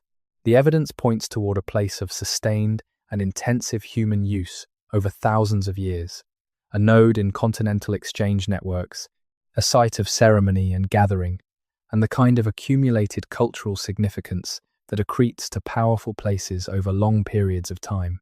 And then there are the mounds. Not far from the Niagara River, across the border in New York State and in the hills of southern Ontario, there are earthworks. Some of them are well documented in the archaeological literature. Others are barely noted, and some have been so thoroughly destroyed by agriculture and development that their existence is known only from early surveys and records.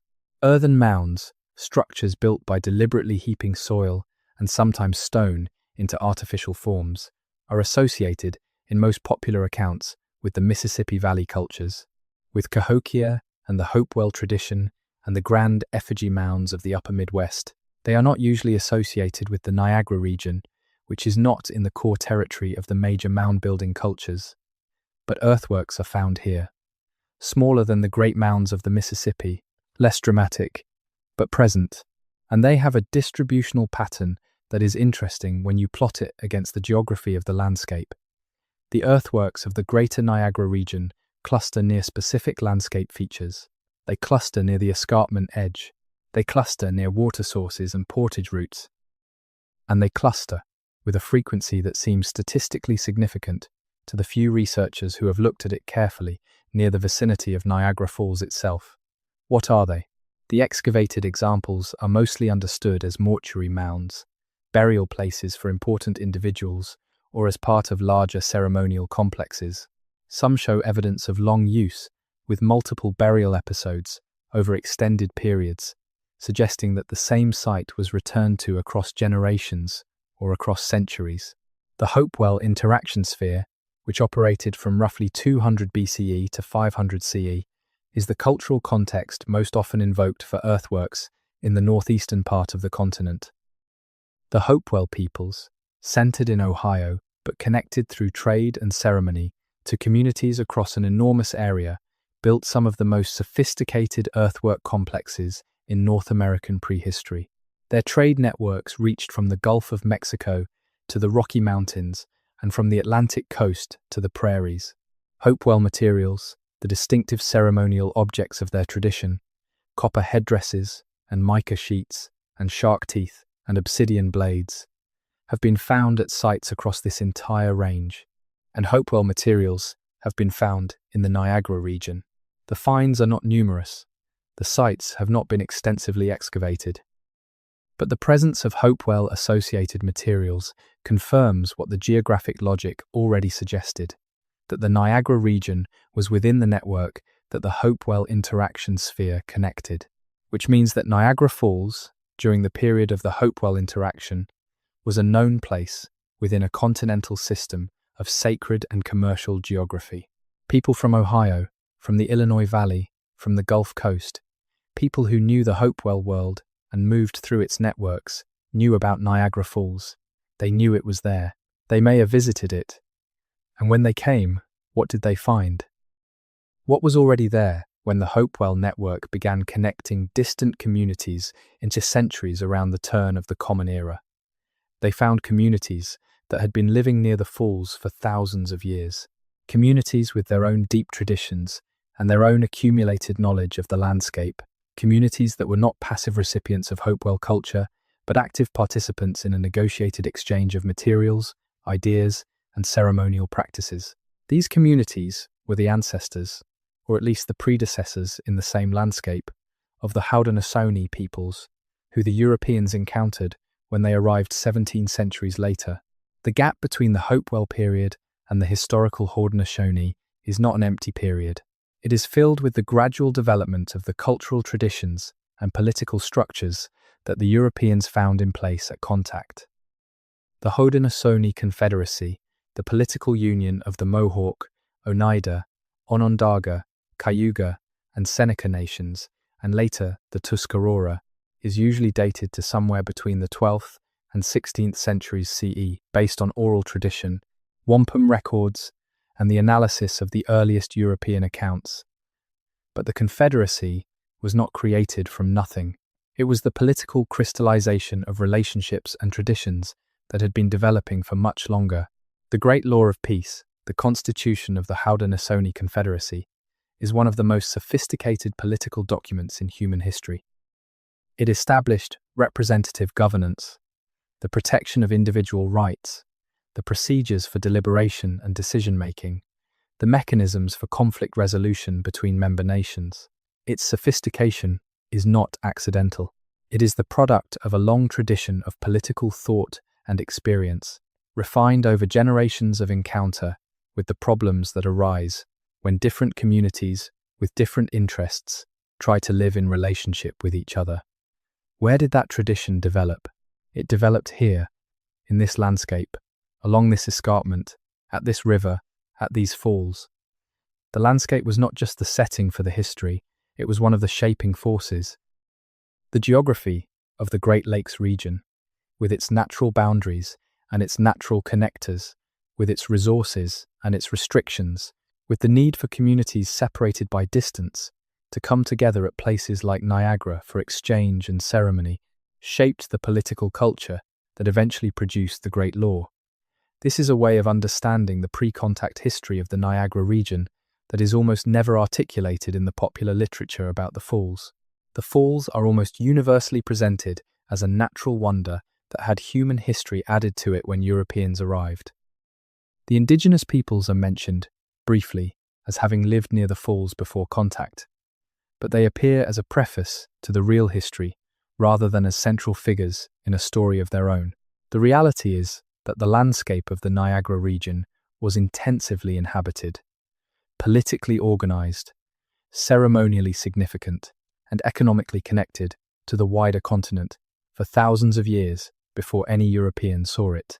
The falls were central to that world, not peripheral, and the history of the falls is the history of those peoples and their relationship to this extraordinary place.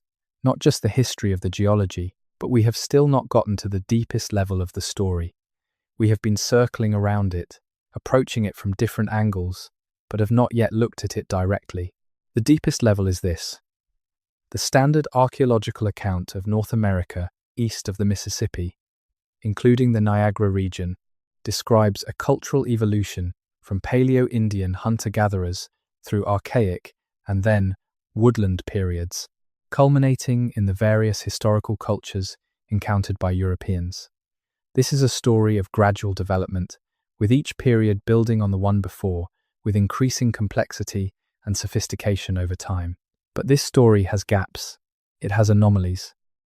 It has places where the evidence does not quite fit the model, where things appear that should not be there if the standard narrative is correct. Some of those anomalies are in the Niagara region, and the most significant of them concerns a problem that archaeologists have noted and generally decline to explain: the discontinuity in the record. At certain periods in the pre-contact sequence of the Niagara region, the archaeological record shows a break. Sites that had been occupied for centuries are abandoned. Cultural patterns that had been persistent suddenly disappear. And then, after a gap of varying duration, a different cultural pattern appears, sometimes with no obvious connection to what preceded it. These discontinuities are not unique to the Niagara region. They appear across North America and have been noted in many contexts. They are usually explained by reference to climate change, to population movements driven by ecological stress, to the replacement of one group by another through conflict or displacement. These explanations are not unreasonable. Climate change is real and has driven major population movements throughout human history. Conflict and displacement have also driven population movements throughout human history. These are plausible explanations for the observed discontinuities. But there is a pattern to the discontinuities in the eastern Great Lakes region that is harder to explain by any of the standard mechanisms. The gaps in the record appear to correlate not with periods of climate deterioration, which would be the expected trigger for abandonment and displacement, but with periods of climate improvement. This is counterintuitive and has not received adequate attention. You would expect communities to abandon sites during hard times, when resources failed and conditions became intolerable. You would not expect them to abandon sites during periods when conditions were improving. And yet, in the Niagara region, as in several other parts of the northeastern Great Lakes, there are periods of archaeological near silence that coincide with what the paleoclimatic record tells us were relatively favorable conditions. The abandonment cannot be explained by environmental stress alone. Some researchers have proposed that the discontinuities reflect the wholesale replacement of one population by another through an influx of new peoples from outside the region, peoples who brought with them such different material culture and subsistence practices that there is no recognizable continuity in the archaeological record. This is possible and has occurred at documented times in North American history. But it is also possible that the explanation is simpler and stranger. It is possible that the discontinuities reflect not abandonment of the landscape, but a change in how the landscape was used, a shift from practices that leave recognizable archaeological traces to practices that do not. This sounds like sophistry, but it is not. Different ways of living on a landscape leave very different archaeological signatures. Mobile hunter-gatherers leave different kinds of material evidence than semi-sedentary farmers. Peoples who use perishable materials for most of their technology leave almost no archaeological trace compared to peoples who rely heavily on stone tools and ceramic vessels. Peoples whose ceremonial practices involve using organic materials that decompose leave no visible trace of those ceremonies, even if they were elaborate and important. If the peoples of the Niagara region, at certain periods, shifted toward a way of living that left minimal durable material traces, the archaeological record would show apparent gaps. Those gaps would not represent actual absences of people. They would represent failures of preservation and failures of our ability to detect certain kinds of evidence. This possibility complicates the picture in important ways. It means that periods we read as empty may not have been empty. It means the history of human presence in the Niagara region may be more continuous than the standard record suggests. And it means that the question of who was here before the people we can document archaeologically may not have a simple answer. The Niagara River itself, and the Great Lakes it connects, would have been a powerful attractor for human presence throughout the post-glacial period. The fish, the waterfowl, the fresh water, the moderating influence of the lakes on the regional climate making the winters less severe and the growing season longer on the adjacent shorelines. All of these factors would have drawn people to the Great Lakes and kept them there. The idea that there were periods when the lakes and rivers of the Niagara region were uninhabited by any humans is, frankly, difficult to credit given these attractions. The question is not whether people were present during the apparent archaeological gaps. The question is what kind of evidence their presence would have left, and why we may not be finding it. Part of the answer may lie in what has not been investigated. The underwater sites we mentioned earlier, the terrace deposits along the river that have been built over without excavation, the sites that were discovered in the early 20th century and documented inadequately before being developed or lost, the oral traditions that encode geographical and historical information but have been decoded only partially. Part of the answer may also lie in a systematic underestimation within conventional archaeology of the sophistication and organizational capacity of pre-contact peoples in the northeastern woodlands. There is a tendency, which has been increasingly criticized, but not entirely overcome, to assume that the more dramatic and architecturally visible cultures of the Mississippi Valley and the Southwest were exceptional in North America, and that the woodland cultures of the Northeast were simpler, less organized, less capable of the kinds of sustained collective action that would leave significant material traces. This assumption is not supported by the evidence.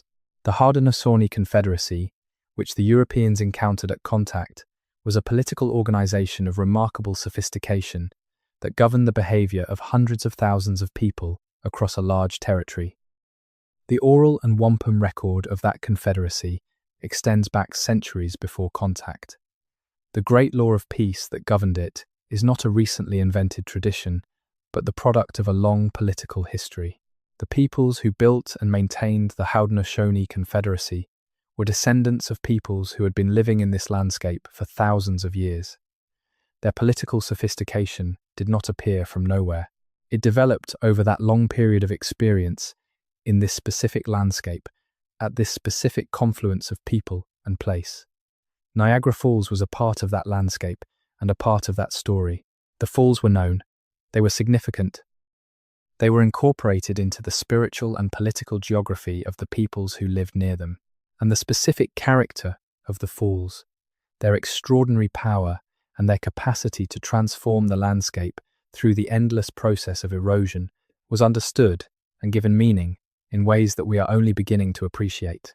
There is a tradition among some Haudenosaunee communities that the land around the falls has special properties, that the ground beneath certain areas near the gorge is hollow, that there are spaces underground that connect to the space behind the falls, that the underground geography of the region mirrors and reinforces the sacred geography of the surface landscape. This tradition has been almost entirely ignored by mainstream geology and archaeology. It sounds, on its face, like pure mythology, with no connection to physical reality. But here is the interesting thing. The ground near Niagara Falls actually is hollow, not in the mythological sense, but in a very literal geological sense. The limestone bedrock of the Niagara region is heavily karstified. Karst is a type of landscape formed in carbonate rock, limestone or dolomite, where slightly acidic water percolates through the rock over geological time, dissolving it along fracture lines and creating networks of voids, caves, and caverns. The Niagara region sits on rock that has been subject to this dissolution process for millions of years. There are documented cave systems in the Niagara region. Some are well-known tourist attractions, the Crystal Cave near Lockport being the most familiar. Others are less well-known or accessible, and some, discovered during construction or drilling operations, have been mapped partially and then sealed, or simply not investigated further. The extent of the cave and void network beneath the Niagara region is not fully known. Karst systems are notoriously difficult to map comprehensively because they are irregular, often inaccessible, and partially blocked by sediment. Ground-penetrating radar and other remote sensing technologies can detect some of these features, but comprehensive subsurface mapping of the region has never been conducted. What the traditions say is that the underground spaces near the falls are connected. that the network of voids and passages extends from the face of the escarpment under the gorge and beneath the falls themselves, connecting to the cave system behind the Horseshoe Falls that we know exists and that has been partially accessible to human explorers at various points in history. Is this true? In a literal geological sense? We do not know, because the investigation has not been done. But the tradition is consistent with the known karstification of the bedrock, consistent with the documented existence of cave systems in the region, and consistent with the physical reality of the cave behind the falls. And it is consistent with something else. With the way that peoples who live closely with landscapes develop empirical knowledge of underground geology through observation, through the behavior of springs and sinkholes and areas of subsidence, through the sounds the earth makes when it is hollow beneath the surface. The tradition of underground connectivity near the falls may not be pure mythology. It may be the encoded result of centuries of observation by people who paid close attention to what the ground was doing. The falls themselves rest on a bedrock foundation that is more complex than it appears from the surface. Beneath the active erosion zone of the plunge pool, the rock is fractured, karstified, partially dissolved. The falls are not simply falling onto solid rock below. They are falling into a zone where the interaction between water and carbonate rock has been ongoing for thousands of years, where the subsurface void network is actively developing, where the boundary between solid rock and open space is not fixed but shifting. In a very real sense, the falls are falling into a hidden landscape, into a world beneath the visible world, a world of dissolved rock and flowing water and darkness that has been developing since the falls first began to cut downward through the escarpment. The tradition that this underground world is significant, is connected, is not separate from the surface landscape, but is its hidden counterpart, is not a primitive confusion about the nature of water and rock. It is a recognition of a geological reality, that the most dramatic surface feature of the landscape, the falls themselves, is intimately connected to a complex subsurface geology that shapes and is shaped by the falling water.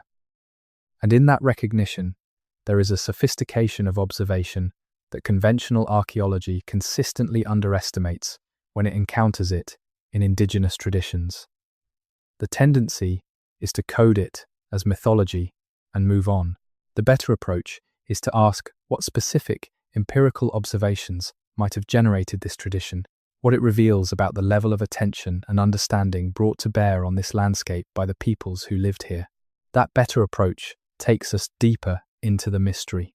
It takes us to one of the most specific and least examined aspects of the Niagara landscape, the behavior of the falls during periods of dramatically different water flow. The Great Lakes water level is not constant. It fluctuates on seasonal, decadal, and longer timescales in response to precipitation patterns, evaporation rates, the balance between inflow and outflow. These fluctuations are well documented in the historical record and can be extended further back through the use of tree ring records, lake sediment cores, and other proxy data.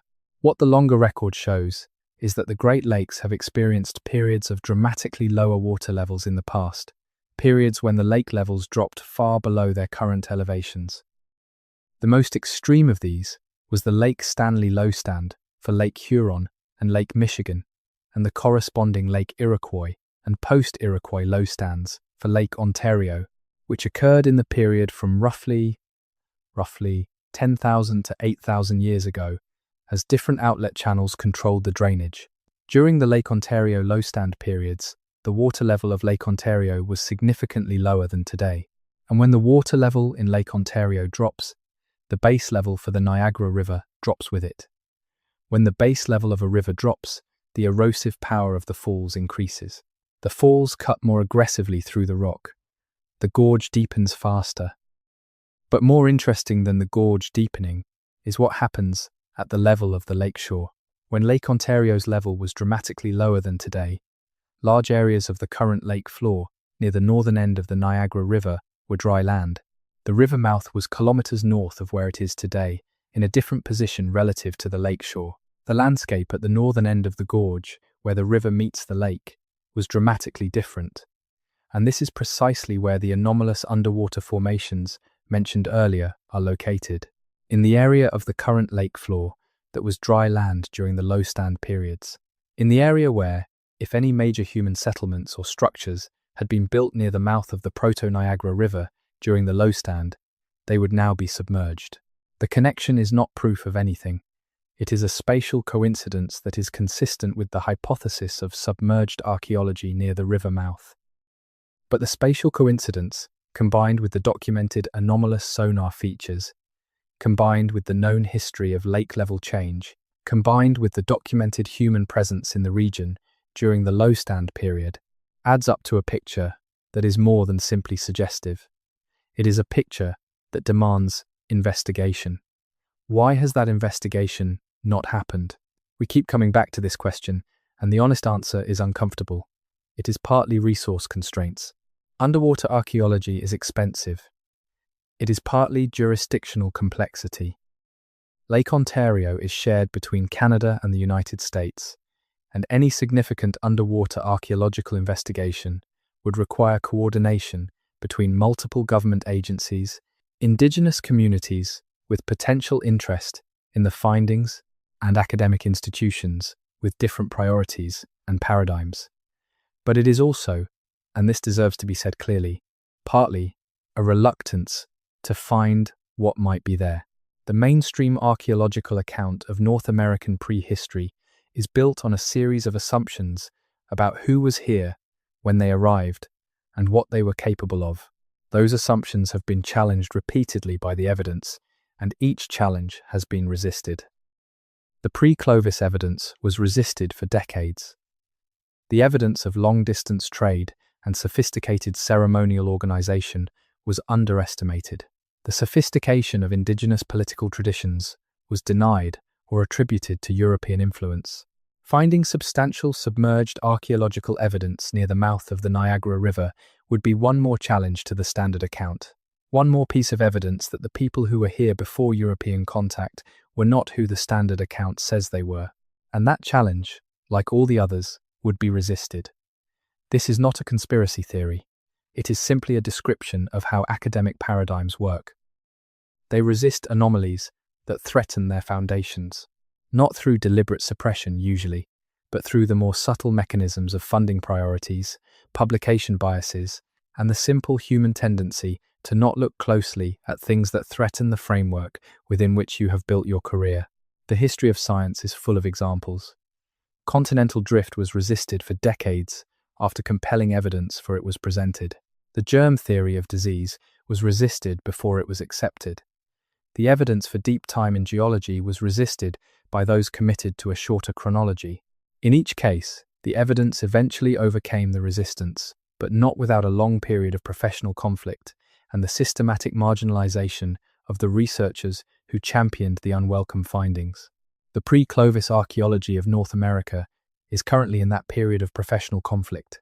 The evidence is strong enough that the strongest defenders of the Clovis first model have largely conceded the basic point, but the full implications of pre-Clovis presence have not yet been absorbed. The timeline is being revised at its earlier end, but the later part of the timeline, the period from roughly 15,000 to 10,000 years ago when the Great Lakes were forming and the Niagara landscape was taking shape, has not been revisited with the same critical attention. It needs to be. And the Niagara region, with its combination of known human occupation, dynamic landscape change, and evidence of sophisticated cultural traditions going back thousands of years, is one of the best places to start that revision. Let us now turn to a part of the story that has been almost completely neglected in both the popular and the academic literature: the relationship between the Niagara region and the wider world of maritime contacts and long-distance navigation in the pre-contact period. The Great Lakes are a maritime system. They are inland seas, connected to each other and, through the St. Lawrence River, to the Atlantic Ocean. The total surface area of the Great Lakes is roughly 250,000 square kilometers, comparable to the combined area of the United Kingdom and Ireland. The navigation of these lakes by peoples who possessed nothing but wooden vessels of various kinds is not a trivial accomplishment. It is a genuinely impressive feat of maritime skill. We know that the Great Lakes were navigated extensively in the pre-contact period. The archaeological evidence for long-distance trade in goods that could only have been transported by water, copper from Lake Superior, shells from the Atlantic coast, obsidian from the Rocky Mountains, all of it implies water transport as the most efficient route for at least part of the journey. The canoe technology of the Great Lakes peoples was sophisticated. Birch bark canoes, the iconic form, were engineering achievements adapted to the specific demands of Great Lakes travel.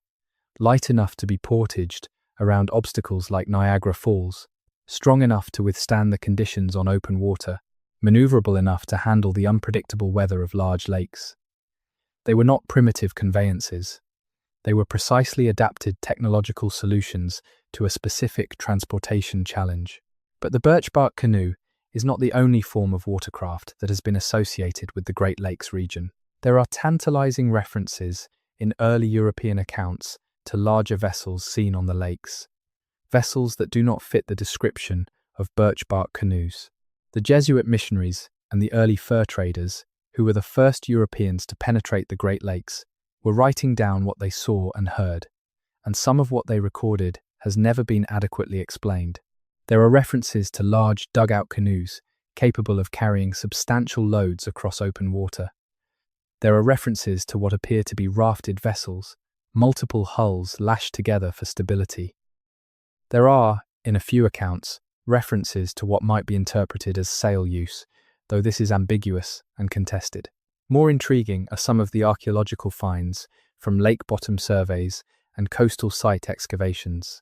In several locations around the Great Lakes, particularly in areas near river mouths and the heads of bays, wooden remains have been found that do not match any known canoe type. Some of these remains are very old, dating to periods well before European contact, and their identification as parts of watercraft is uncertain. But the possibility that the peoples of the Great Lakes were developing watercraft technology beyond the birch bark canoe is not inherently improbable. The incentive was certainly present. Moving goods efficiently across the Great Lakes system would have driven constant innovation in vessel design. The challenge of making the Niagara portage efficiently, of building vessels that could be taken apart or folded, or made light enough to carry around the falls and then reassembled on the other side, would have pushed technological creativity. And there is another question that rarely gets asked about Niagara in this context. The question of the falls, not as an obstacle to navigation, but as a source of power.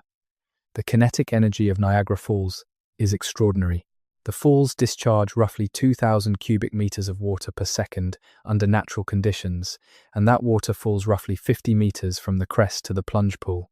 The theoretical power output of that flow is enormous, which is of course why the modern hydroelectric facilities at Niagara are some of the most productive in North America.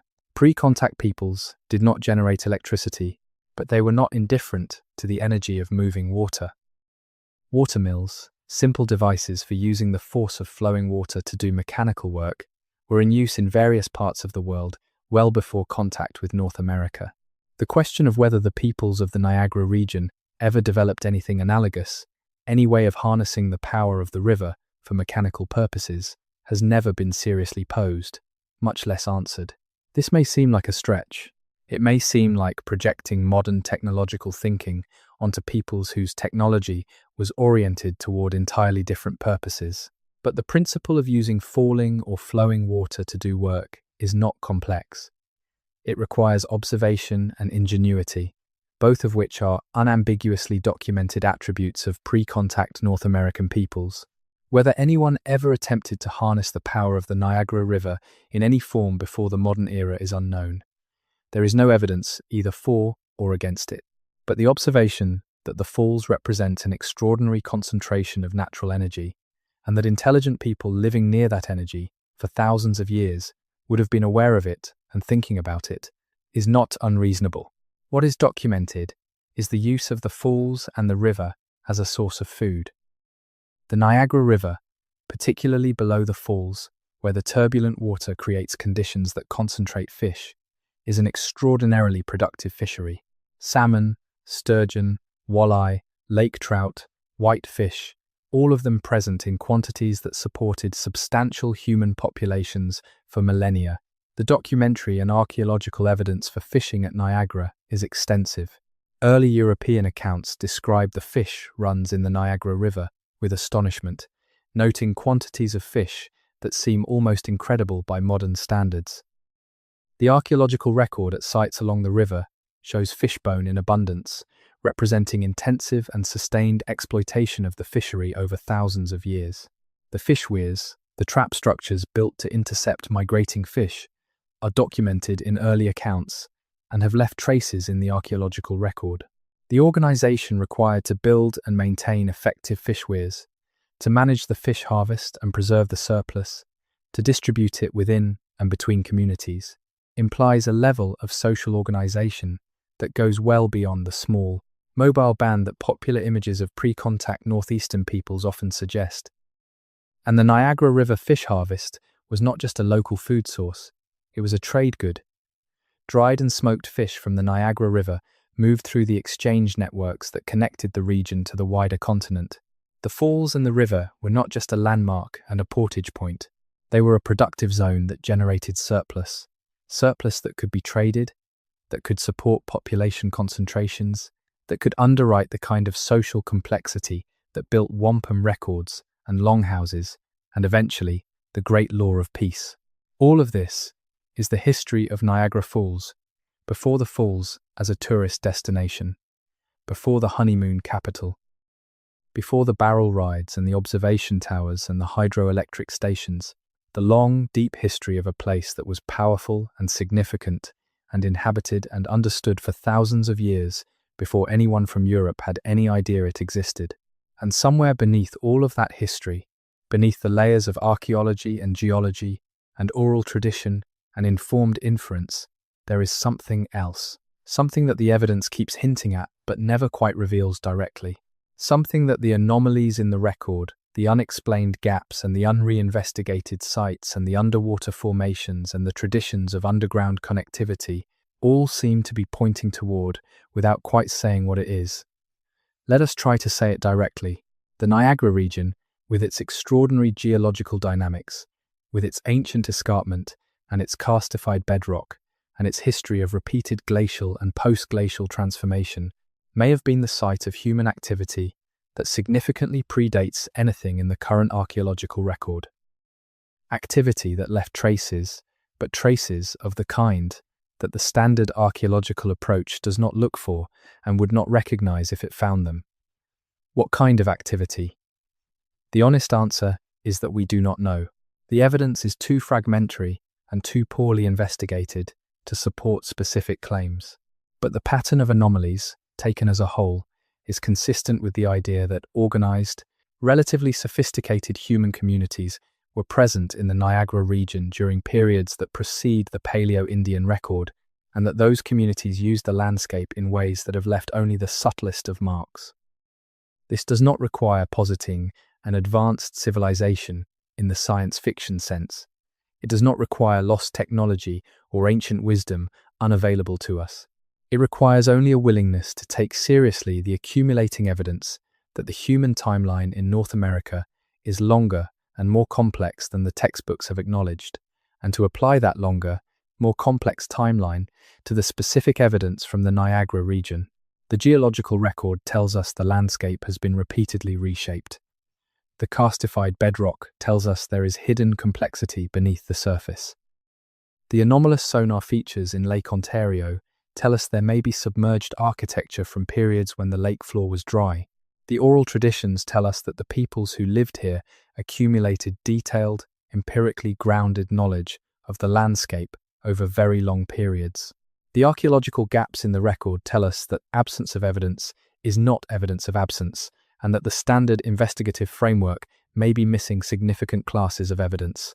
Put all of that together and you get a picture that is genuinely mysterious in the best sense of that word. Not mysterious in the way of ancient aliens or lost continents, though those ideas have been applied to this landscape by sensationalist writers who do not distinguish between evidence and speculation. Mysterious in the way that genuinely complex historical situations are mysterious. Full of knowable things that have not yet been known. Full of questions that careful investigation could eventually answer, but that current investigation has barely posed. The falls thunder on, 50,000 litres per second, dropping 50 metres into the plunge pool. The same physical event that has been happening for 12,000 years, give or take, eating its way southward at the rate of a few centimetres per year, carving the gorge deeper and longer in the same slow, relentless way it always has. The mist rises, as it always has. The sound carries, as it always has.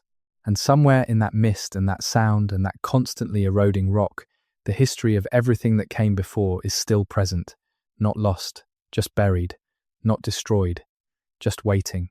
The question is whether we are willing to dig for it. There is a site, roughly 40 kilometres west of Niagara Falls, in the hills above the town of Grimsby on the Ontario escarpment, that almost nobody outside of a small circle of regional historians and amateur archaeologists knows about. It is called, in the limited documentation that exists about it, the Grimsby earthworks. The earthworks were first noted in the early 19th century by surveyors laying out the land grants that were being distributed to United Empire Loyalists settling in southern Ontario after the American Revolution. The surveyors noted, in their field books, the presence of circular earthen enclosures on a terrace above the escarpment, commanding a view south toward Lake Ontario. The enclosures were not large, a few meters in diameter. Built from soil scraped from the interior and piled around the perimeter, they had been partially obscured by the forest that had grown up over them. The surveyors noted them. They drew rough sketches. And then they moved on, because they were surveyors, not archaeologists, and the purpose of their work was to map the land for agricultural distribution, not to investigate what had previously been done on it. The land was cleared, farmed, and eventually subdivided for residential development. The earthworks were, to the extent they were noticed at all, interpreted as natural features or as remnants of colonial-era land use. The records of the early surveyors sat in archives in Toronto, largely unexamined by anyone looking for pre-contact archaeology. In the 1990s, a local historian named Margaret Conley, working her way through the Upper Canada surveying records for reasons unrelated to archaeology, stumbled on the survey notes describing the Grimsby earthworks. She recognized the description as potentially significant and began trying to find out more. What she found was that the site had been almost entirely destroyed by residential development, but that a small remnant of the original earthwork was preserved in the corner of a residential lot whose owner had left it undisturbed, uncertain of what it was. Conley arranged for a limited investigation of that remnant. A soil scientist from a university in Hamilton, not an archaeologist, agreed to take a look. What the investigation found, in the limited sample that was examined, was a stratigraphic profile consistent with deliberate human construction. The soil layers showed evidence of intentional movement and placement, not natural deposition. Embedded within the layers was a small assemblage of worked flint flakes that the soil scientist, working outside his area of expertise, thought looked very old. No radiocarbon dating was done. No formal archaeological excavation was conducted. Conley wrote up her findings in a local historical journal of limited circulation. The site was not investigated further. The residential development continued. The last remnant of the earthworks was eventually covered by a garage extension. This story is, unfortunately, representative of the archaeological history of the Niagara region. Potential sites identified. Partial investigations conducted by people without the specialized expertise to do them properly. No follow-up. No publication in venues that would bring the findings to wider attention. Eventual destruction of the site by development. The cumulative effect of this pattern, repeated dozens or hundreds of times across the region over the past 2 centuries, is an archaeological record that is a shadow of what it should be. Sites that should have been excavated, dated, and published have instead been destroyed. Their potential information irretrievably lost. What is left is not nothing, but it is far less than what once existed, and the little that remains is distributed across local archives and small circulation publications and the memories of elderly local residents in a way that makes it almost impossible to assemble into a coherent picture. But some of what remains is genuinely suggestive. And one of the most suggestive pieces of the puzzle is the distribution of high-quality chert across the Niagara region. Chert, a fine-grained siliceous rock closely related to flint, is the primary material for stone tool manufacture in the northeastern woodlands. Good quality chert, the kind that fractures predictably and produces sharp edges, is not uniformly distributed across the landscape. It occurs in specific geological formations, concentrated in particular rock units that were deposited under specific conditions in ancient seas. The Niagara region has several significant chert sources. The most important is Onondaga chert, a distinctive grey-blue material found in the Onondaga limestone formation that outcrops along the escarpment and in several areas of the surrounding region. Onondaga chert is extremely high quality. It was prized by flint knappers across a wide area and was one of the major trade goods moving through the exchange networks of the northeastern woodlands. The distribution of Onondaga chert tools in the archaeological record extends far beyond the immediate region. Onondaga chert has been identified at sites in Ohio, in the upper Mississippi Valley, in New England, in the Maritimes. It moved through trade networks over distances of hundreds and even thousands of kilometers. This extensive distribution tells us something important. The sources of Onondaga chert in the Niagara region were known, visited, and exploited by peoples from a very wide area. The chert quarries along the escarpment were destinations, places that people traveled specifically to obtain this valuable material, and the communities living near those quarries were in a position of considerable advantage, controlling access to a resource that was widely desired. The political economy of chert quarries in the pre-contact period is not well understood, but by analogy with similar situations in other parts of the world and at other time periods, we can infer that control of important quarry resources tended to generate wealth and power for the communities that held that control. The peoples of the Niagara region, sitting at the intersection of a critical portage route, a highly productive fishery, a network of chert quarries, and the most dramatic natural landmark in the entire northeastern woodlands, were in a position of extraordinary strategic importance. They were not peripheral peoples living on the margins of a more significant world happening elsewhere. They were central to one of the most important nodes in the pre-contact geography of the continent, and this centrality left marks, not just in the geological record and the archaeological record, but in the cultural memory of peoples across the northeastern woodlands. The importance of Niagara as a place, as a location of power and significance, echoes through traditions that stretch far beyond the Haudenosaunee. It appears in Algonquian traditions, from communities to the north and east. It appears in the traditions of Great Lakes Anishinaabe peoples. It appears in the traditions of groups who were, by the time of European contact, living hundreds of kilometers from the falls. The falls were famous, in the proper sense of the word. They were widely known, their power was widely acknowledged, and the peoples who lived nearest them were widely recognized as the guardians of something that mattered to everyone. This recognition expressed itself in specific ways. The Haudenosaunee tradition that the falls were under the protection of Hino the Thunderer was not a private tradition, known only within the Haudenosaunee communities. It was widely known among neighboring peoples, referenced in their accounts of dealings with the Haudenosaunee, treated with respect as a legitimate and important spiritual claim to a specific geography. The falls as a spiritual locus, as a place of power to which specific peoples had specific custodial relationships, was the pre-contact reality. European colonization disrupted that relationship, but did not immediately destroy it. The earliest European accounts of Niagara, those of the Recollect missionaries in the 1670s, and the later accounts of explorers and traders, all describe the falls in terms that acknowledge the significance they held for the indigenous peoples of the region. Some of those accounts, read carefully, contain embedded information about the indigenous understanding of the falls that the Europeans were recording without fully comprehending. Father Louis Hennepin, the Belgian Recollect friar, who was one of the first Europeans to write a description of Niagara Falls, published his account in 1683. His description is famous and often noted for its extreme exaggeration of the height of the falls, which he described as over 600 feet, when the actual height is closer to 170 feet. The exaggeration was partly deliberate, intended to impress European readers with the wonders of the New World. But embedded in Hennepin's account are details that were clearly drawn from the knowledge of his indigenous guides. Hennepin describes the falls as a place of terror and reverence, noting that the indigenous peoples who lived near it treated it with a kind of religious awe, throwing offerings into the water and performing rituals at specific locations along the rim and in the gorge.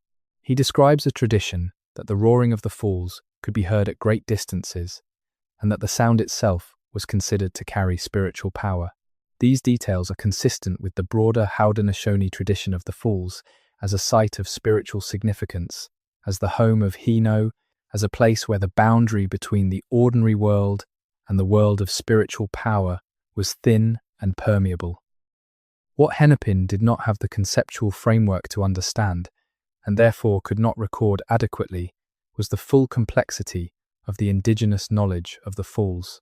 The geological knowledge embedded in the tradition that the falls moved over time, the hydrological knowledge embedded in the understanding of seasonal variations in the river, the ecological knowledge embedded in the understanding of which species were associated with the falls, and what their presence or absence indicated about conditions in the broader watershed. All of that knowledge existed. It was held by people who had accumulated it over generations of direct engagement with the landscape. And it was beginning, at exactly the moment when Hennepin was making his observations, to be disrupted by the processes of colonial encounter that would, over the following 2 centuries, systematically displace and dispossess the people who held it. The loss of that knowledge is part of what we are trying to recover, imperfectly and incompletely, through the combination of geology and archaeology and oral tradition analysis that this account has been attempting. The knowledge of what Niagara Falls was, before it became the tourist attraction we know today, of what the landscape held and what it meant and who was there to witness it, is not completely gone. But recovering it requires acknowledging the people who held it and taking seriously the forms in which it was preserved. Let us now move to a question that has been implicit throughout everything we have discussed, but that we have not yet posed directly. The question of the escarpment, not just as a geological feature and a human corridor, but as a physical record of time itself. The Niagara Escarpment is, among many other things, a cross-section through 425 million years of geological history. The rock faces that line the escarpment, from the capping Silurian dolomite at the top to the Ordovician limestone at the base, represent a vertical journey through deep time that is available for direct physical inspection at numerous points along its length. Pre-contact peoples who lived along the escarpment had direct, daily, physical access to this record. They found fossils in the rock. Crinoids, corals, brachiopods, the shells and skeletons of marine animals that lived in the ancient Silurian Sea, weathering out of the cliff face and available for examination. What did they make of these objects? The question is not idle. Fossilized marine organisms, found far from any sea, in rock that obviously had a different character from the soil and unconsolidated sediment of the normal landscape, are not obvious in their origin. They require interpretation, and the interpretations that pre-contact peoples developed for such objects reveal something about their empirical capabilities and their intellectual frameworks. In many indigenous traditions across North America and the world, fossils were interpreted as the bones or shells of ancient beings, animals or spirits that were different from anything currently living, representatives of an earlier time when the world was constituted differently. This is not an unreasonable interpretation given what the objects actually are, the remains of creatures that lived in a world very different from the one currently inhabited. The specific mechanism of fossilization was not understood, but the basic inference that the objects were ancient and from a different kind of world was essentially correct. More specifically, the marine fossils found in the limestone of the Niagara Escarpment were, in some traditions, associated with the concept of a great water, a primordial sea or flood that had once covered the land. This association is interesting because it is, in geological terms, accurate. The Silurian Sea that deposited the rock of the escarpment did cover this land. The fossils in the rock are physical evidence of that former sea. The tradition of a primordial water, a great flood or inundation that preceded the current configuration of the world, is nearly universal in indigenous traditions across North America. It is usually interpreted by Western scholars as either mythology with no geological basis, or as a memory of the post-glacial sea level rise that affected coastal peoples. But in the Great Lakes region, the tradition has a more specific and more complex relationship to actual geological history. The Great Lakes themselves are the remnants of the glacial retreat. Lake Ontario, Lake Erie, Lake Huron, all of these are geological newcomers formed in the last 12,000 years as the ice retreated and the drainage system reorganized. The peoples who witnessed that reorganization saw, over the course of their lifetimes and their community memories, the water spreading and then retreating and then stabilizing. They saw landscapes transform from glacial to periglacial to forested. They saw the falls form, they saw the gorge deepen, and they had, in the exposed faces of the escarpment and in the fossils weathering out of the cliff, physical evidence that water had been here before, that this land had been under a sea, that the current configuration of the landscape, with its lakes and rivers and falls, was not the first configuration, was not the original state of things, was itself a stage in a longer process whose beginning was beyond living memory, but whose physical evidence was visible in the rock. The tradition of the primordial water, in the Great Lakes context, is not mythology in the sense of being disconnected from empirical observation. It is an interpretation of physical evidence, organized by a conceptual framework that differs from the modern geological one, but that is arriving at essentially the same conclusion: that this land was once underwater, that the current landscape is the result of a long and complex process of transformation, and that understanding the landscape requires understanding that transformation. This is sophisticated thinking. It is the kind of thinking that develops when intelligent people spend thousands of years paying close attention to what the landscape is showing them and asking what it means. And the landscape of the Niagara region is exceptionally rich in what it has to show. More than almost any other landscape in the northeastern woodlands, it is a place where the long history of geological transformation is visible at the surface, where the evidence of multiple deep-time events, the ancient sea, the glaciation, the post-glacial drainage reorganization, the ongoing erosion of the falls and gorge, is all accessible to direct observation without any special equipment or technical knowledge. A person living near the escarpment in the pre-contact period, with no training in geology, but with a lifetime of close observation and a tradition of accumulated community knowledge to draw on, would have understood things about this landscape that are not fundamentally wrong. They would have understood it differently, organized the knowledge in different conceptual frameworks, attached different meanings to the same empirical observations. But the observations themselves would have been accurate, and the conclusions drawn from them, in their own terms, would have been reasonably valid. This is the most important thing to understand about the pre-contact knowledge of the Niagara landscape. It was not primitive. It was not mystical confusion about physical reality. It was a different but legitimate form of empirical engagement with an extraordinary natural environment. And it was, by the time European contact disrupted it, enormously deep. Thousands of years of accumulated observation and interpretation, organized through sophisticated cultural traditions and transmitted carefully from generation to generation. What we have lost in the destruction and disruption of those traditions through colonization is immeasurable. But it is not nothing. Fragments survive. Traditions persist in the communities that have maintained them against enormous pressure. The knowledge is diminished, but not extinguished. And in some of those surviving traditions, there are references to things that conventional geology and archaeology are only now beginning to approach from the other end. References to features of the landscape that the empirical methods of those traditions identified thousands of years before the drilling rigs and the seismic surveys and the ground-penetrating radar arrived to confirm them. There is, in the oral traditions of certain Haudenosaunee communities, a reference to an underground river that flows beneath the peninsula between the two Great Lakes, from the escarpment face down to the level of Lake Ontario. The reference is encoded in ceremonial language and is not widely shared outside those communities, but it has been referenced in published anthropological accounts from the early 20th century, in records made when some of that knowledge was still more openly transmitted. An underground river beneath the Niagara Peninsula, flowing from the escarpment face toward Lake Ontario. In modern geological terms, a subsurface drainage pathway through the karstified limestone bedrock, carrying water from the recharge zone above the escarpment downward through voids and fractures to discharge points near the lakeshore. These are not different things. They are the same phenomenon described in different vocabularies. The traditional reference and the modern geological description are pointing at the same physical reality.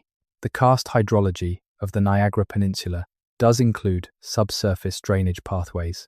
Springs along the Lake Ontario shoreline discharge water that has travelled underground through the limestone bedrock from recharge areas further inland. The specific pathways of this subsurface flow have not been fully mapped, but their existence is not in doubt. How did the pre-contact peoples know about this? Through the same method that karst springs were identified everywhere in the world before modern hydrology, by observing where water emerged from the ground, tracing the patterns of emergence, noting the connections between surface conditions and spring behavior, and integrating those observations over generations into a coherent understanding of how water moved through the landscape. Springs were sacred places in many pre-contact traditions. They were places where the underground world communicated with the surface, where water that had been invisible became visible, where something hidden emerged into view. The spiritual significance attached to springs in virtually all traditional cultures is not irrational mysticism. It is appropriate recognition of the genuinely extraordinary nature of these features, places where the hidden complexity of the subsurface world becomes briefly perceptible. The springs along the Lake Ontario shoreline in the Niagara region would have been known, they would have been named. They would have been given significance in the ceremonial geography of the communities that use the area, and the knowledge of their connection to the underground drainage system coming from the escarpment would have been part of the accumulated practical knowledge that guided decisions about where to find reliable water in dry periods, where springs might yield particular mineral qualities useful for medicine or processing, where the subsurface water might affect the stability of the ground above it. All of that knowledge is lost now, for the most part. The springs are either sealed by development, incorporated into urban drainage systems, or no longer recognized as the significant features they once were. The ceremonial geography has been disrupted. The naming has been forgotten or suppressed. The knowledge chain has been broken in most communities, but the physical reality persists. The underground river still flows. The springs still discharge. The karst system that the pre-contact peoples understood in their own terms continues to operate exactly as it always has, carrying the memory of the ancient sea in the chemistry of its water and the shape of its voids. And above it all, the falls still fall. We are now at a point in this account where we need to face a question that everything we have examined has been building toward. The question is not just about what was here before the falls. It is about what the existence and the character of the falls tell us about the nature of time itself, about the relationship between deep geological time and human time, and about the possibility of knowledge that bridges the gap between them. Niagara Falls is, in the geological sense, very young. 12,000 years is almost nothing on the timescale of the Earth. The rock the falls are currently cutting through is 425 million years old. The falls are a 12,000-year-old scratch on the face of a landscape that is incomprehensibly ancient. But in human terms, 12,000 years is enormously long. It encompasses the entire span of what we call civilization, all of recorded history, the rise and fall of every empire, the development of every technology, the creation of every artistic and intellectual tradition we know about. All of it fits inside the lifespan of Niagara Falls. The people who first saw the falls were anatomically and cognitively identical to us. They had the same brains, the same capacity for language and thought and memory. They would not have been less intelligent or less capable of complex thinking than any modern person. And they were living in intimate relationship with one of the most extraordinary natural landscapes on the continent, a landscape that was actively and visibly transforming itself. What did they think about time? About change? About the relationship between the permanent and the transient? About what it meant to stand at the edge of a gorge that your grandparents had told you was shallower in their grandparents' time? We cannot know the specific content of those thoughts, but we can know, from the evidence of the traditions that those thoughts generated, that they were sophisticated and serious. That the peoples of the Niagara region, over 12,000 years of engagement with a transforming landscape, developed genuine philosophical understanding of geological time encoded in their traditions in forms that we are only beginning to be able to read. The knowledge that the falls move, the knowledge that the gorge was once at a different point, the knowledge that the land was once under a sea, the knowledge that the underground world connects the escarpment to the lake shore. These are not myths. They are geological observations encoded in cultural memory. They are evidence of long-term empirical engagement with a dynamic landscape carried forward through cultural tradition across hundreds of generations. And alongside those empirical observations, embedded in the same traditions, carried in the same cultural memory, are the interpretive frameworks through which the peoples of the Niagara region made sense of what they were observing. The spiritual significance of the falls, the power of the thunderer, the sacred character of the underground passages, the ceremonial geography that organized the human relationship to the landscape into a system of meaning. These interpretive frameworks are not separable from the empirical observations. They are the same thing, expressed in the only language available in the absence of modern scientific vocabulary. And the fact that they are expressed in that language, in the language of spirit and ceremony and story, does not make them less real or less valuable as records of human engagement with the physical world. The mainstream scientific account of the falls, with its precise measurements of erosion rates and its careful dating of sediment layers and its detailed mapping of bedrock stratigraphy, is a recent addition to the knowledge of this landscape. It adds important things. It provides precision, repeatability, quantitative specificity. It allows predictions about the future of the falls that the traditional knowledge could not make in the same way. But it is not a replacement for the 12,000 years of accumulated observation and interpretation that preceded it. It is, in the best possible world, a complement to that knowledge. A different mode of engagement with the same physical reality, adding its own kind of depth and its own kind of precision, without cancelling out the depth and precision of the knowledge it joins. We are not yet living in that best possible world. The relationship between scientific and traditional knowledge of the Niagara landscape is not yet one of complementary depth. It is still, largely, one of displacement, in which the scientific account occupies the foreground, and the traditional knowledge is relegated to the background as mythology or cultural curiosity. But the relationship is shifting, slowly, imperfectly, under the pressure of evidence that neither account can adequately explain on its own.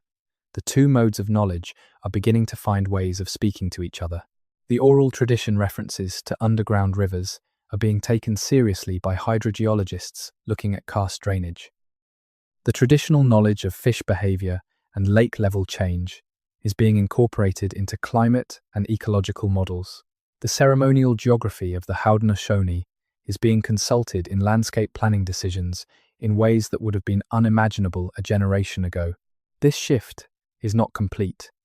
It is resisted in many quarters and from many directions, but it represents a movement towards something that the landscape itself demands.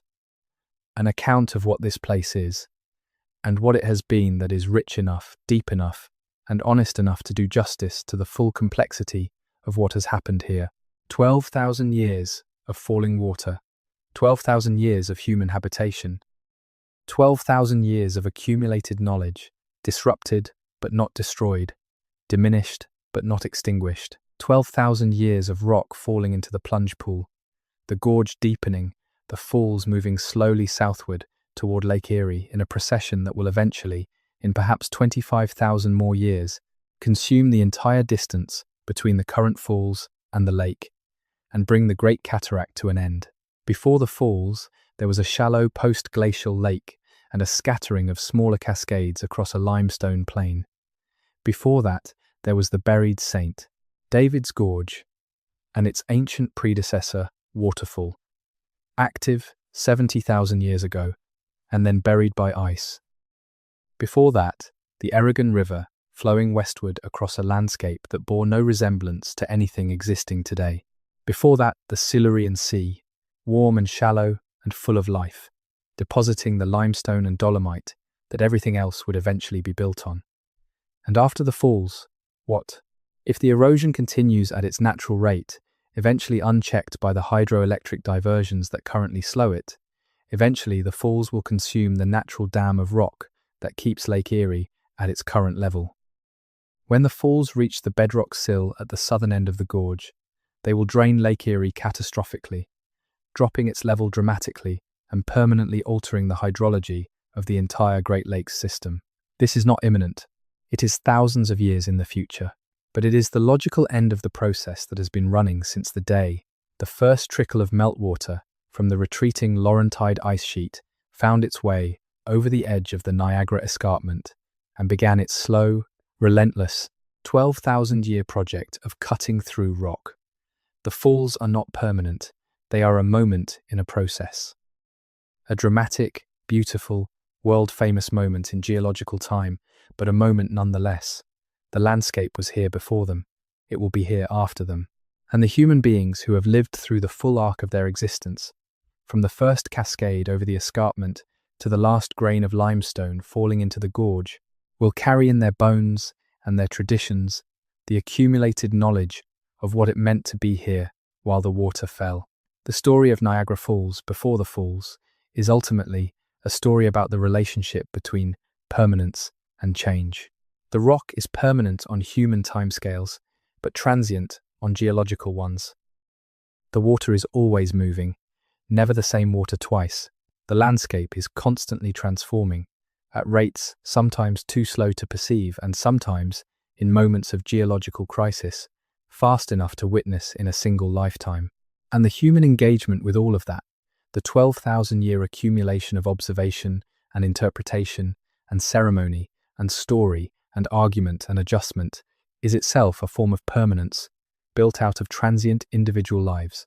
The community that holds the knowledge is always changing, always losing some members and gaining others, always adjusting its understanding in the light of new experience. But the knowledge persists. The engagement persists. The relationship between the people and the place persists, even through disruptions that seemed likely to destroy it. This is what the hidden history of Niagara Falls teaches us, if we are willing to learn it. That the visible surface of a landscape is only the beginning of the story.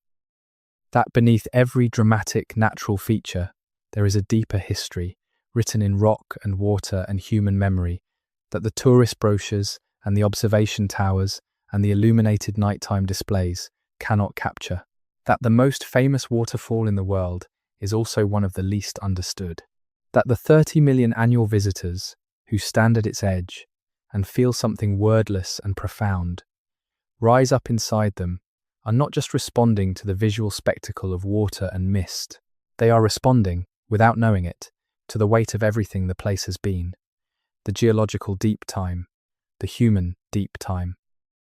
The 12,000 years of falling water and watching eyes and accumulated knowledge, they are responding to a history that begins before the falls themselves, in the shallow post-glacial lake, in the buried ancient gorge, in the Silurian Sea, in the human migrations that brought the first people to stand at this edge and look down and feel exactly what you feel when you look down into that churning white void, that sense that you are standing at the edge of something much older and much larger than you are.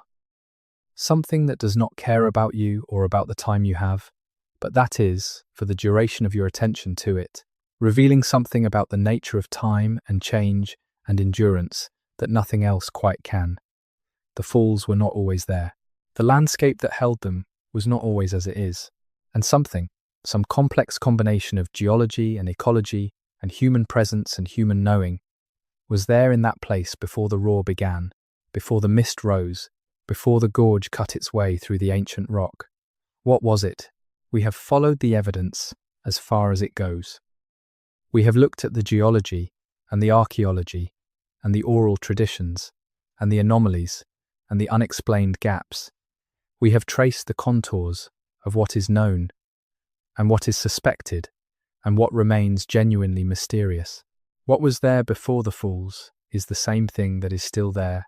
Beneath the falls and behind the falls and in the rock, the falls are cutting through, and in the water that carries the sediment of that cutting down toward Lake Ontario. It is the deep history of the landscape, the record of everything that has happened here, and everything that has been known about what has happened here. It is the ancient sea in the limestone, the buried gorge in the bedrock, the post-glacial lake in the sediment layers, the first human footprints on the terrace above the young cascade, the accumulated knowledge of thousands of years of attentive engagement with an extraordinary place. It is still there, buried, hidden, not lost, just waiting for the attention that would let it speak. The falls thunder on, the mist rises, the gorge deepens by fractions of millimeters every year, and somewhere in the roar of 50,000 liters of water, falling 50 meters every second, if you listen carefully enough, you can hear the echo of everything that was here before it. The question of what was in this place before Niagara Falls is not a question with a simple answer. It is not the kind of question that resolves cleanly into a single striking revelation that can be summed up in a headline or a caption. It is a question that opens outward, that leads you deeper and deeper into the complexity of geological and human time, that reveals new layers of mystery every time you think you have reached the bottom. The Lake Tonawanda period and the multiple early cascades, the St. David's Buried Gorge and its predecessor, Waterfall, from the last interglacial, the Eragon River system and the pre-glacial drainage patterns, the ancient tropical sea and the reef system it built, the 12,000 years of human presence and human knowing, the copper trade and the escarpment corridor and the Hopewell connections, the underwater formations and the karstified bedrock and the subsurface drainage pathways, the oral traditions and the encoded geological memory, the discontinuities and the anomalies and the questions that conventional scholarship has not been willing to ask. All of it was there before the falls. All of it is still there, beneath and behind, and within the landscape that holds the falls. And all of it changes what the falls mean, deepens our understanding of what we are looking at when we stand at the edge and stare down into the churning white water. We are not looking at a natural wonder in isolation.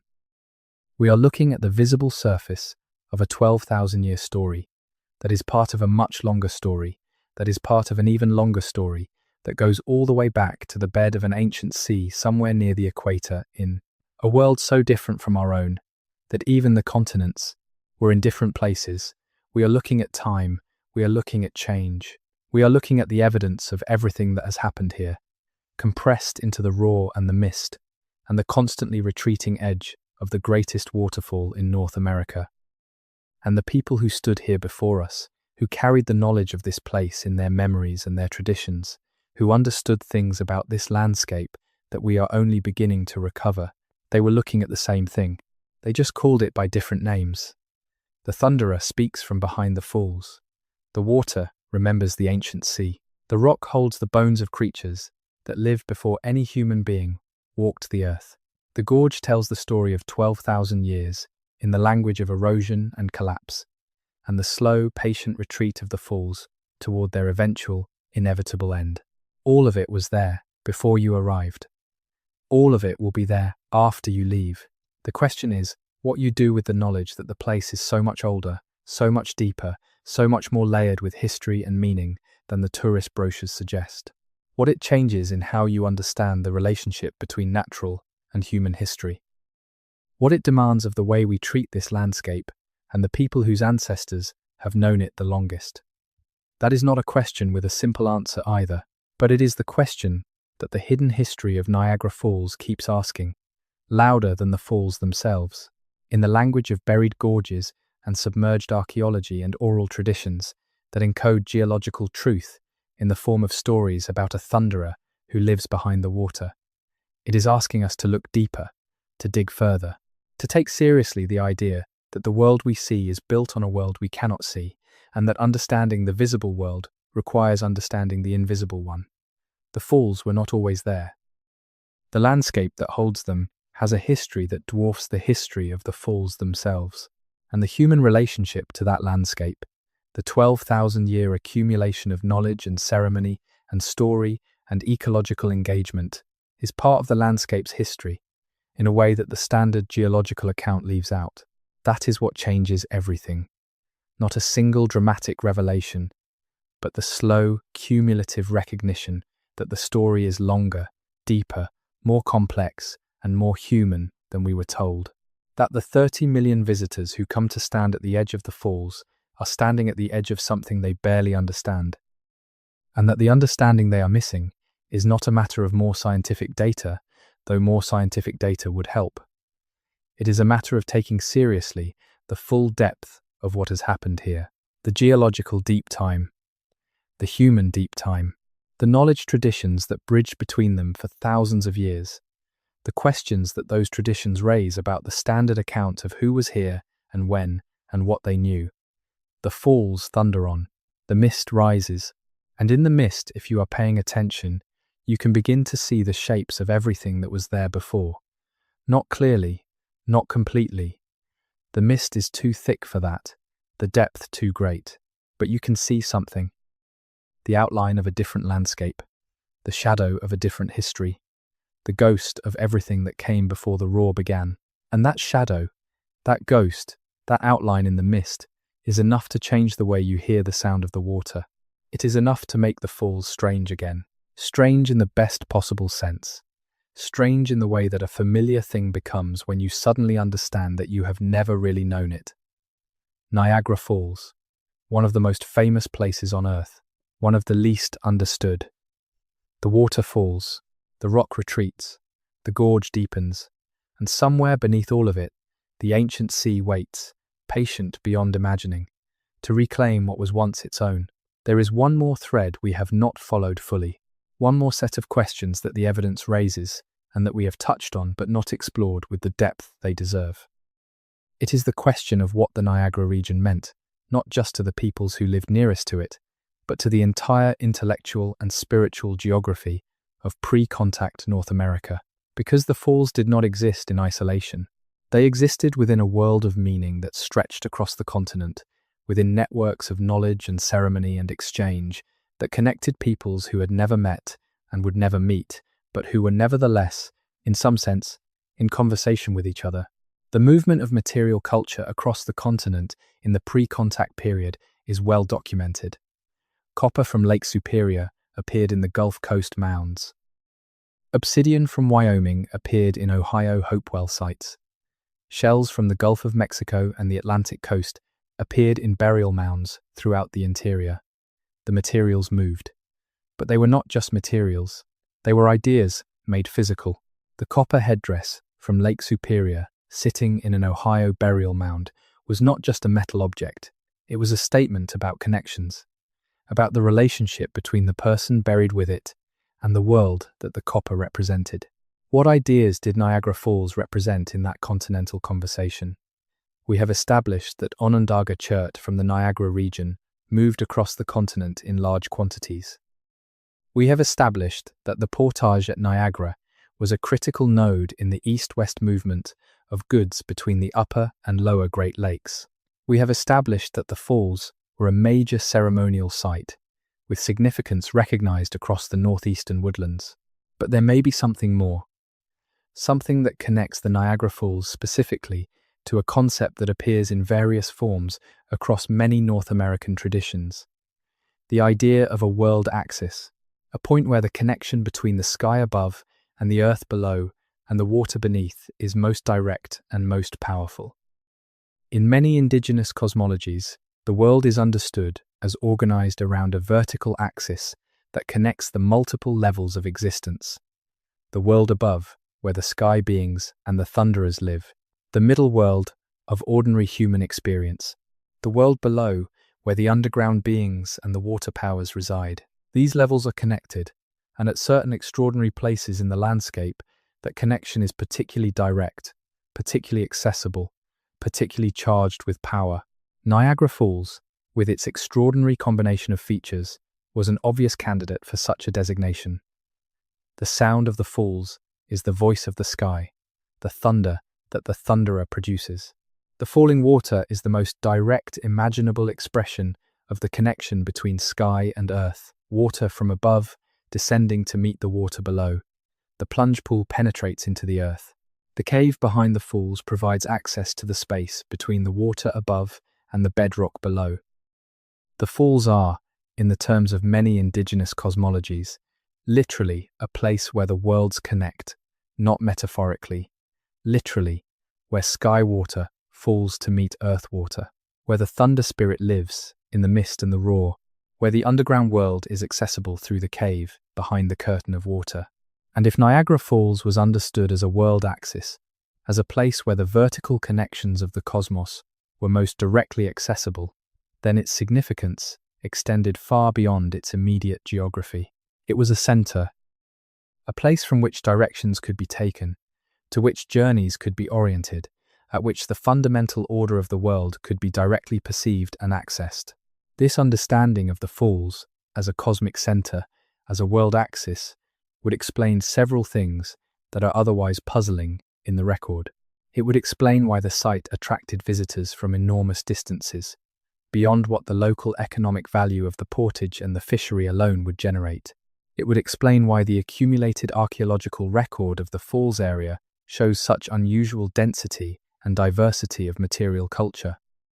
It would explain the intensity of the ceremonial activity documented in the earliest European accounts, and it would explain something else, something that sits at the very edge of what the evidence can support, but that the pattern of everything we have examined seems to be suggesting.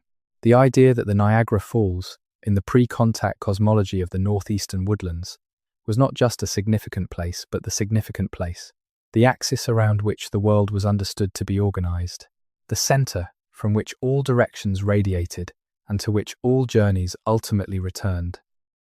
If this is true, or if it was believed to be true by the peoples of the region, then everything around the falls, the escarpment, the portage, the fishery, the copper trade, the earthworks, the wampum exchanges, was organized in relation to this center. The entire geography of the northeastern woodlands was, in some sense, organized around the falls. This is a large claim. It is not provable in any strict sense, with the evidence currently available, but it is consistent with everything the evidence suggests, and it is the kind of interpretive framework that makes sense of the overall pattern.